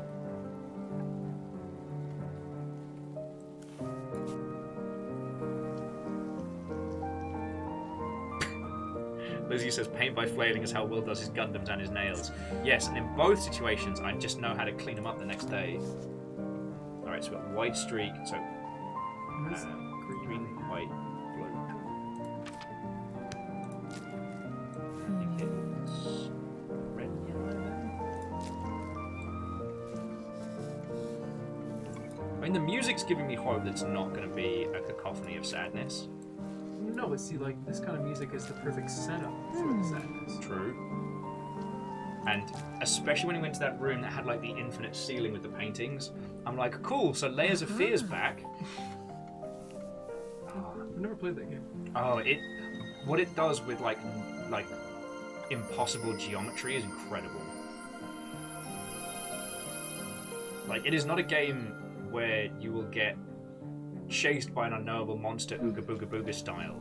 It's closer to this impossible world that couldn't exist, but you're somehow stuck in it. Who could that be at the door? My fears and regrets.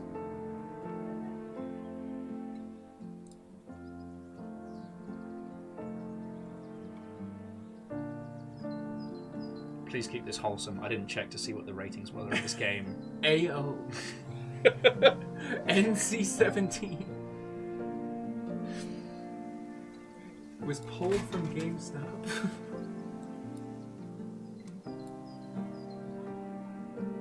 This game is making me want like more coffee though.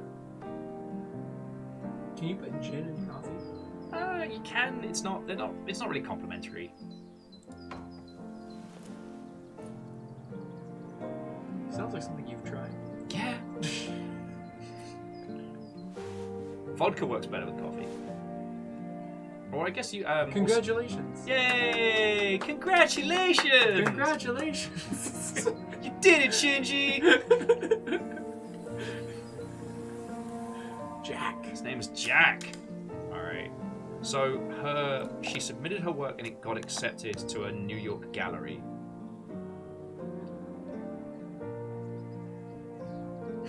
Oh yeah, numbers makes a good point. Can you put gin in coffee? Yes. Should you? Maybe not. Get in the painting, Shinji, or Ray will have to do it again. And there's Ray just covered in finger paints. Have you ever seen the Michael Bay parody that they did on YouTube? So good. Are you saying that I need to get in this robot and blow up stuff and save this hot girl? Hell yeah! Hello, my name is Comfortable. That was surprisingly impressive. Oh, piss off. I mean, that's not right. J. A. What if it's lowercase? Oh, cursive. Heck, my life. Alright, Jack. I don't know what you feckin' want from me here, buddy. No, wait. Backwards? Maybe don't get the K to fall off the screen. Yeah, and I tried to squish them all in at once. Oh. That's not fair. Yeah. That's not how people write. That's not writing words.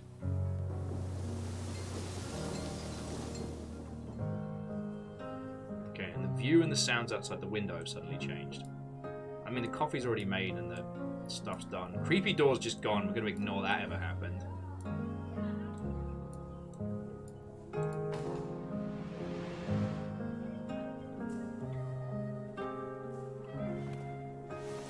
Okay. Oh god, you two are very close.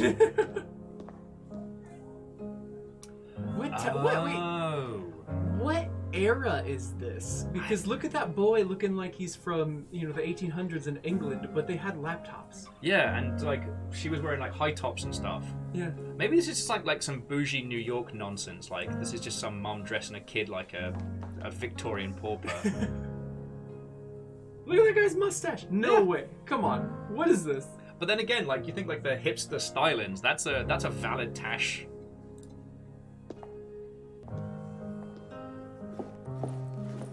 Oh wait, that's her. That's her. So we've been in the painting the whole time. Oh no. Oh, they got kids! Oh, come on! Oh no. It wasn't spooky, it was feelings! Oh no. Fuck! I did call it though that she was old in this. Yeah.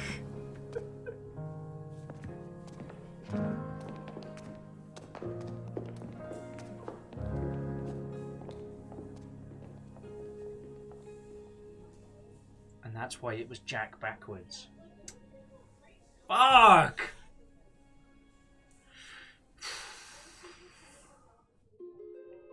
It's sad. It was sad. It was It's gorgeous. Good sad. Catra says, I win! Yup. Called it. Bruh! Bruh, don't make me feel things. Oh, Lizzie said, thankfully it was Google says it's E for everyone. I'm feeling Famous this. bits. Fucking yo.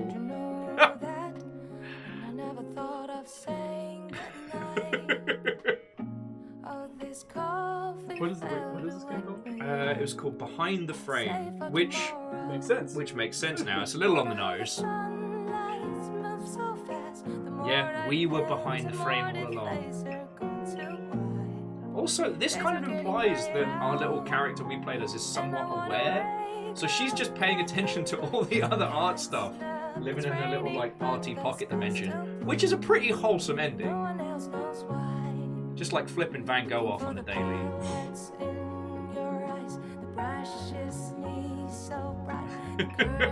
Oh, Lizzie, thank you for dropping the website to this. I guess the only thing I feel a little bit bad for is that this isn't It could have been a horror game. Just go and have some Scream therapy with the bloke from Scream. Yeah, Dustin's like, art waifu as an SCP, change my mind. Yeah, not all SCPs have to be villainous. This was an SCP game. I mean, when you think about it, it's a living entity inside a painting. And she's having a cup of coffee with her future self.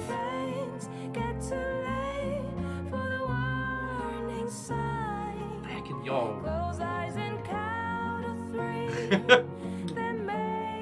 Let no one say I bring you boring games. No. Oh, you played that game. It's a dull, boring game for boring people. That was really cool. That was lovely. It was not what I was expecting. I was expecting like the puzzles. I was expecting the painting stuff. I thought it was going to be the story of the old man and his cat, like told by the neighbor. So that was really interesting. I was not expecting the kind of the escape room styly stuff. Also, on a weird tangent, I don't know how people could ever have watched me play games like Noita, because Man vs. Game's been playing a lot of it at the moment, and his rule is strictly no backseating of any kind, which I appreciate. His whole thing is it's him versus the game, no assistance from the outside or otherwise. But watching him learn Noita is hilarious, but also so painful, because you want to tell him, no, don't worry about it. Just try this one. Have a go at this. But he doesn't want to hear that. So you just. And so then I think what it must have been like to watch someone like me, who is not good at games, doing the same thing, being like, oh, what's this button do? Game over. I don't think I've gotten very far into Noita at all, actually. Well, it was one of the things that, bless you, same with Inscription, like, Noita presents you with a system to learn, but to win, you must break the system. The game's not against you, it's not against you cheesing, in fact, it wants you to cheese it. It wants you to do stuff outside of its remit. Oh, Number says they enjoy me blowing myself up. Alright, that's fair. Oh, would you mind turning the light on for us? Because it didn't turn out to be spooky. It set the ambience. It said, dude, there was a moment there where I was like, this shit could go anyway. She starts seeing her own bleeding face in a painting. You know, the old man in his dying breath did everything to keep her alive and trapped in a painting or some shit. I don't know. So this was a Chinese studio? I mean, I guess so, yeah. I'm just taking a guess. I didn't do a lot of research into it. Oh yeah, Lyris, but it was a short game because we got friendos over, so I'm gonna go be a vaguely social host. But it was gorgeous. Oh well, okay, so made in Taiwan. okay, so well to Star and Lyris, pick this up for yourself. It's not one of those games that I think has too much to replay of it, but it's definitely worth your time. Oh yeah, no, Star, we're on the turkey train. Tuna's here, friendos are here, we're gonna go eat turkey, and look what Tuna brought me. I got gin. Will, I just want you to know that is the first time I've ever bought alcohol. Aww, breaking those first with us. Just for you. Let's bring it to here and put on some. Yes. Way to make it real confusing. Oh, you listen to Game Chops too for stream. Oh yeah. Heck yeah. I still don't know why DJ Cutman puts up with me, but I think it's because if he's ever doing like corporate parties, I will usually get drunk and go hard.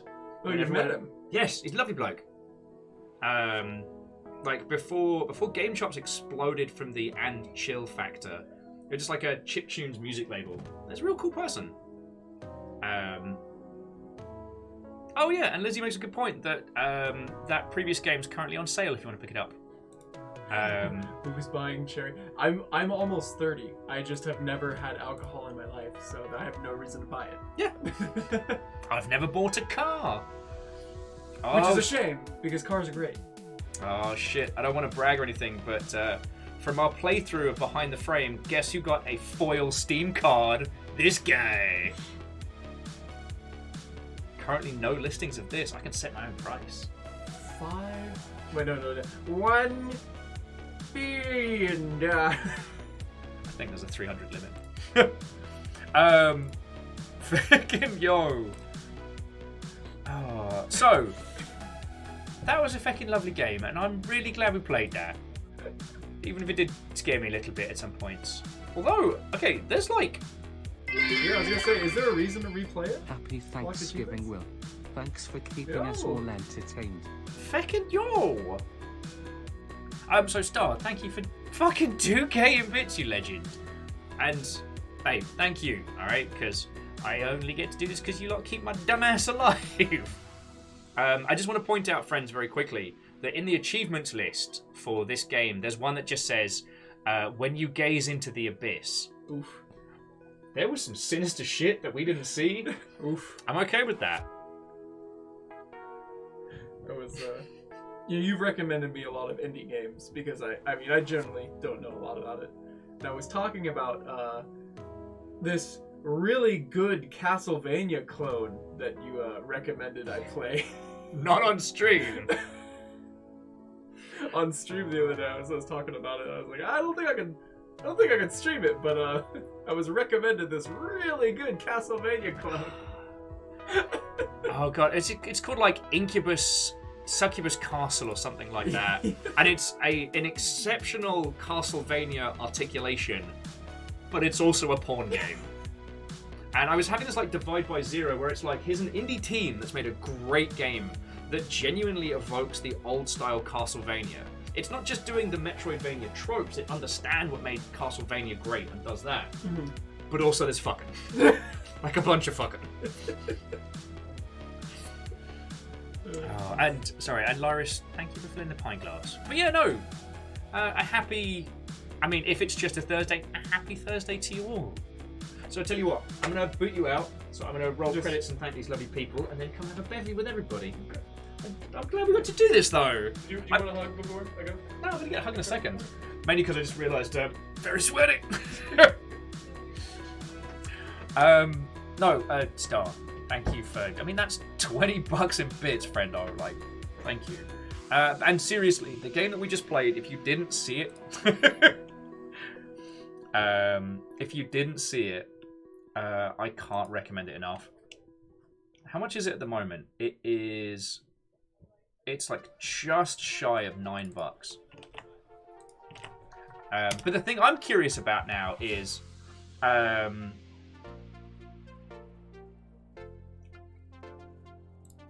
thing that I'm curious about now is what are the other titles? What are the other achievements that we didn't see? Like, so there might be a lot more to that game because we only got 5 achievements out of 12. So what's left to it? Well, that one's going to be bacon my noodle for the rest of the editor. Yeah, Miyagi Sakura, what if there are other endings? God, I'll be thinking about that tonight. Okay, so, friendos, I'm going to roll credits in just a moment. But on a day which has thanks in the title, I do want to say an extra special thank you. Because, like Fiona's doing real good. Like, kicking ass at job. And I feel like we're clambering out of the feckin' tunnel after all the feckery. But the fact that I get to sit here and do this, the fact that I've got friendos in the other room that I'm going to get to go have, like, meaty turkey birds with, the fact that I've got, like, a house that isn't just a feckin' basement room full of spiders, like, all of that is thanks to you lot. And I don't know how to say enough thank yous for that. So you're just going to have to put up with me being grateful on the daily. Sorry, I don't make the rules. I talked to Tiny Big Zam, and Tiny Big Zam was like, "Hey, no, that's totally fine. It's me, Tiny Big Zam, and I think that you should say thank you to everybody a lot." Oh, cool. Thanks, Tiny Big Zam. I was worried that I was saying it too much, but thanks for backing me up there. Right. Friends, just thank you. If you are having a turkey-flavoured feast or otherwise, please throw your pictures in Galley Cantina over on the Discord so that we can compare plates and constructions. Oh!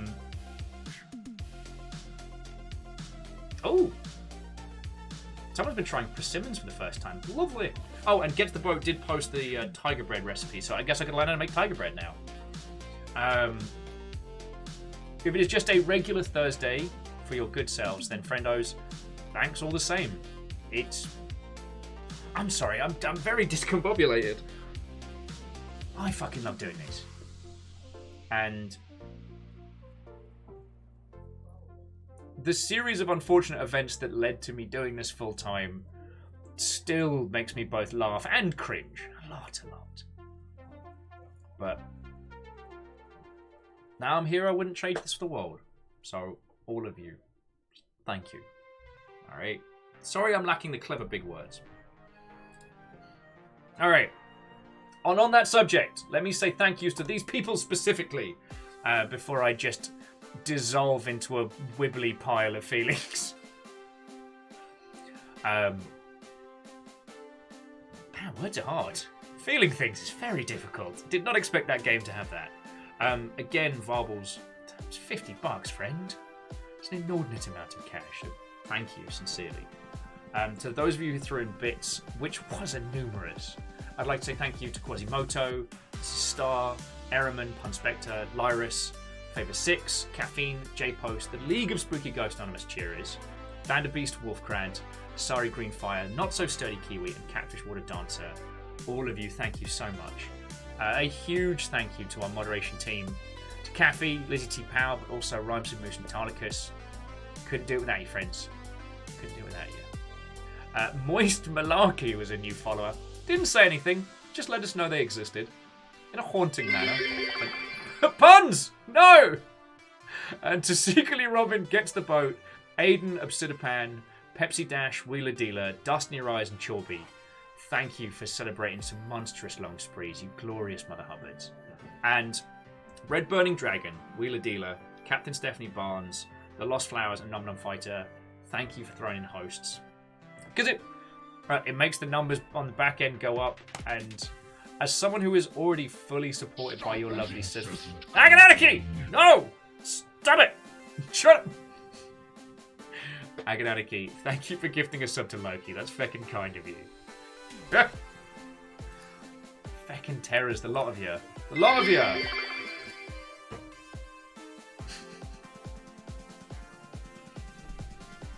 Oh, I see. No regard for my nonsense.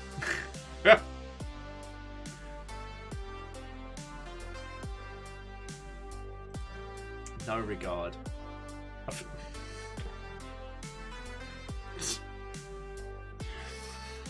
Punspector's like, starting a train, wouldn't that be hilarious? Air horn sound, train cash register sound. Alright, you're stuck with me. But...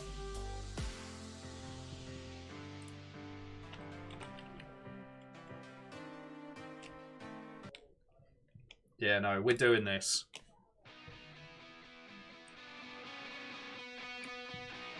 We're doing this, and we are doing this. Get some Danny Sexbang out to belt through this banger of a track.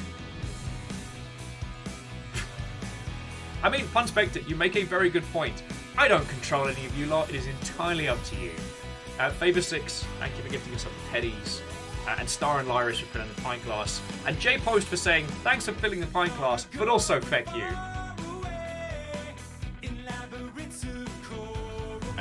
Star's attempting for an old corgi pint glass. That is a hell of a challenge. The Teenage Mutant Ninja Turtles, our 4 reptilian heroes, have overcome the arch villain Shredder. Feckin' yo. Feckin' yo. Okay, it's like a flags versus corgis battle going between Lyris and Star right now. Challenge mode? Why not? Let's do this.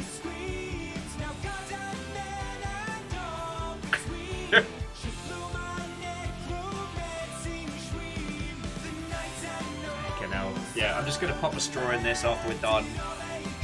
Offset feelings. Happy Turkey Day. And to you, Joe Post, and to you.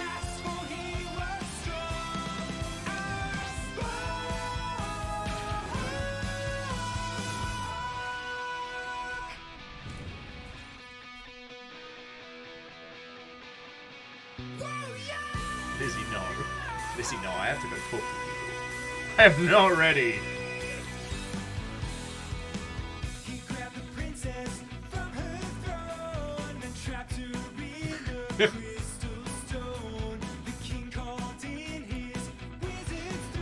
Fucking terrors. Mr. Twitch, why no turkey bits? That is an excellent point, Vanderbeest. Why no turkey bits? Like, what shenanigans is this? And Vanderbeest, thank you for the 200.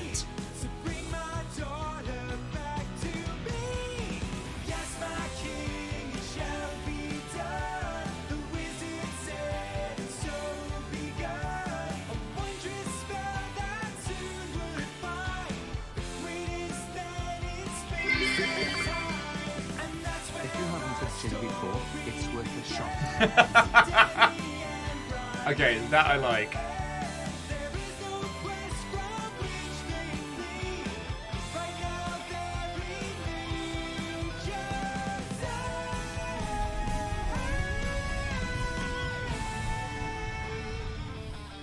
Hey Ninja Brian, is that a mystic space portal behind you?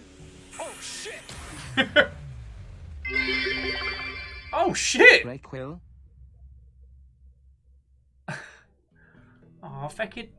J-Post. I'm not... J-Post, thank you for 1,000, friend. We woke up in a foreign land, inside a castle, oh so grand. Feckin' yo. There atop a throne of gold arose the king, so gross and old. Called you from Sorry, J-Post threw 1,000, and it seems to record like a little divide by zero. On top of... like, Fireball's thrown in a huge bit. Star with a 2k double strike. I don't know how to feel things. I'm not good at this. Daramaniac, Watto friend. Actually, your It's Majesty, train you just o'clock. sucked us through 26 dimensions How are you of space doing? and time, and I've got to be completely honest with you. My arms are broken and I don't know why my chest is smoking. I will heal you with my staff. I'm sure we'll look back on this and laugh. Now go, ride toward the sun and tie these noble steeds. You're our spandex heroes now, fulfill your destinies. And so, we turn and roll beyond the castle walls with shining copies. XD Johnny XP, how are you doing? I will say I was attempting to pass these lovely Mother Hubbards onto one of our varying internet friendos.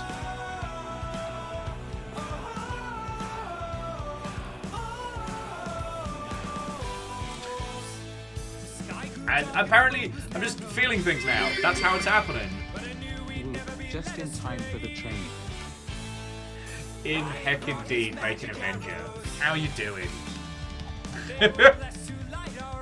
I mean, I'm with you lot for as long as this train decides. You know how it is. But yeah, to those of you just joining us, Watto, hello. Do you think I you hope could you're please having a warn me before glorious you're about to feckin' light day, our wrenches friendos. away? Oh, God! All right, fine. Whatever, man. Let's Reactor online. Sensors online. Yay! All systems nominal. XD Johnny XP, how are you doing? Wait, so it's a tier 1 for 3 months. Fascinating. Although, sorry, more importantly, 33 fucking months. How people are not done with me already, I'm very surprised. But here we are.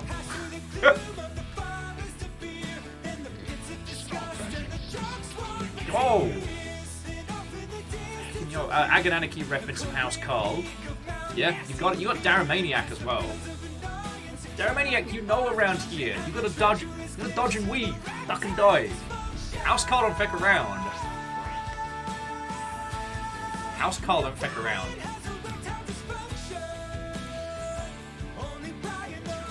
I know, it's weird.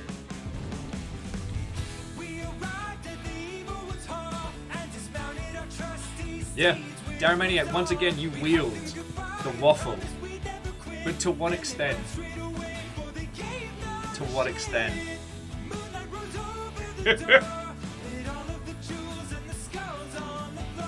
Yo.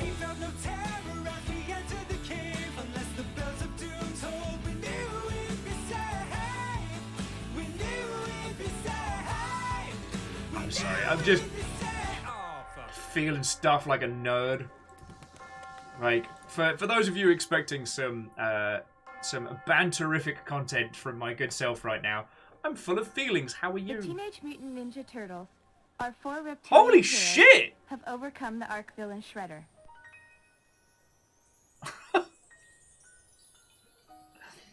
Fucking yo! Stones lit up the wall. They formed a rainbow trail up to a giant wall. Friends, Halo Jinx just did 10 to the crowd. Just you managed to get Tareen, Captain Bambi's Revenge, Toll Tales, who was a very good friend, Barman, the Mad Doctor, Wesker, not Albert though, Marco Choi, No Incognitums, and Necro Buffalo, and Wimp Dog. Yo, thank you. Feckin' ledge.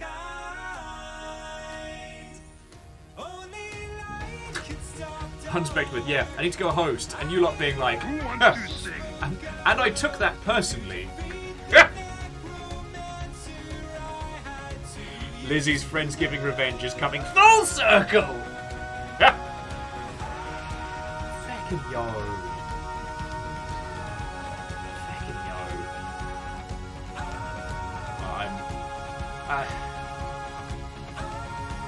Yeah. I'm going to hug him. Got to make Aldi fun. Feckin' yo! Ehrman, you feckin' legend. It's 1900.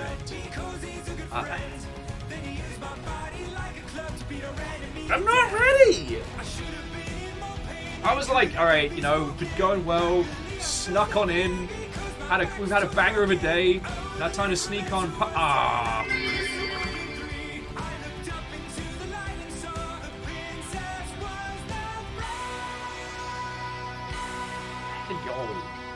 Brian, she's so beautiful. Oh, and puns, you know I'm gonna. Okay, y'all are just smashing feckin' station after station, ruined left in our wake. Like a train that says out of service, we shall be zipping past stations without stopping. Feckin' Johnny! Get in my eyes. Lizzie, no! Don't call it that. Very, very wrong. Oh, and Pun Spectre, I'm gonna have a feckin' lovely evening. I promise you that.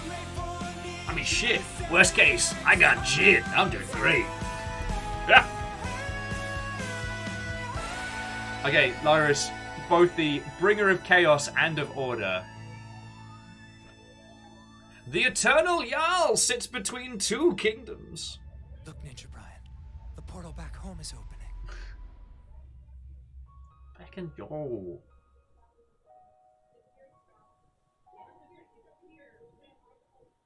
Johnny, you're not allowed to say nice things like that. I am.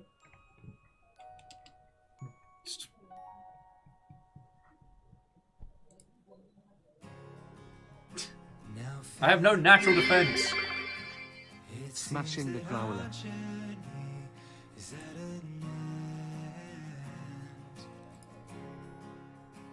We will be here if you should ever need our help again. We walked away. J-Po's like, wait, what about unnatural defense? That's surprisingly something I'm equipped to handle. That's the best way to bring true chaos. It is, it is. Lizzie, were you proud of yourself for that one? He maintained his rep. We all have our battles to fight and a crystal cage to break through in our lives. Feckin'. But when hope is gone, Oh. we will be there to help you rock the Feckin'. fuck on. Congrats. I'm speechless. I don't know how to do people words right now.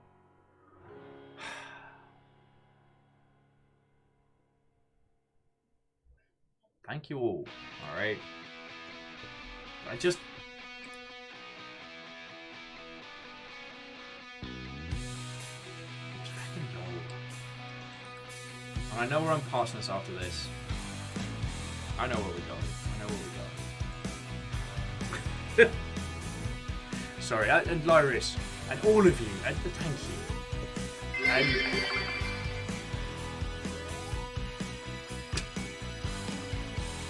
Pun Spectre, I want you to know that hurt me. That hurt me on a personal level. Pun saying, feeling like a yo-yo? Well, has its ups and downs. I didn't think we'd need all of the feckin'...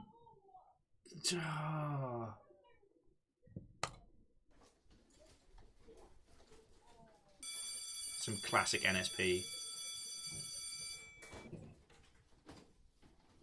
Hey Danny, guess what?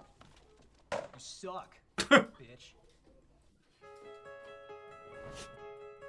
Fucking. I don't even have like prop coffee to.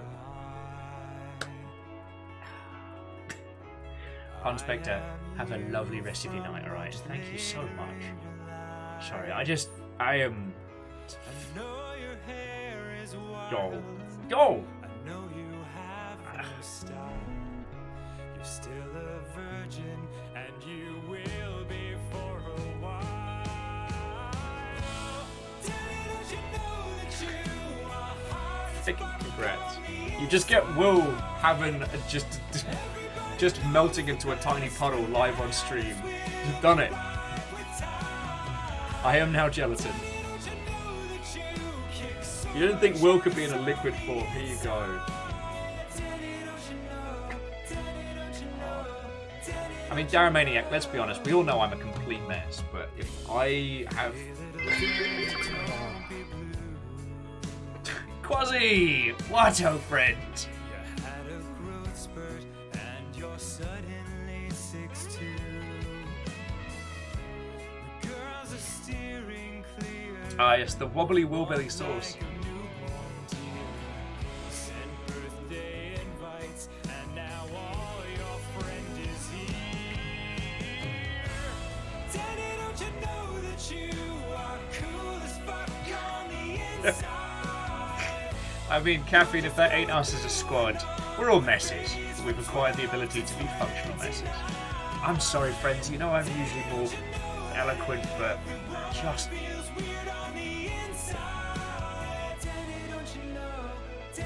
Thank you all. Thank you all. That's what I'm thankful for, to you lot. Like, I get to do this on the feckin' daily, and it's the greatest. And I sincerely fucking hope I do enough to be worth all of your time, and let's be honest, like, actually throw in to keep me alive. Really hope so. Thank you all. I am going to go pour a sizable gin and give Tuna a hug after I put some beer basher on, and possibly stick my face over the tap in the interim.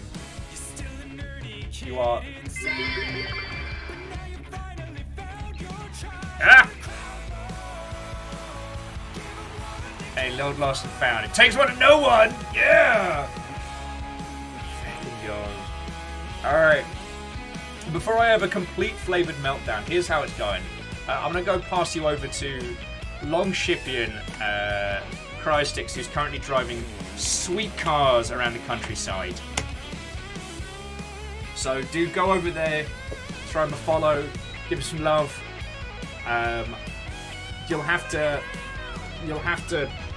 forgive me for doing a raid and run. Oh, I hear shots. Thank you. Thank you. Okay, thanks guys. Very helpful. Thank you. And to you all. And to you all. Anyway, friendos, we'll be back tomorrow. Blackout Club at normal time. It's getting towards the end game of... It's getting towards the end game of Blackout Club, so... Who knows what's going to happen? I have no clue. It might just be us hanging. It could be anything. But to all of you, thank you so much. Whether you're turkeying it up or have a wonderful rest of your day. Like, sincerely. I'm gonna go drink, but in a good way.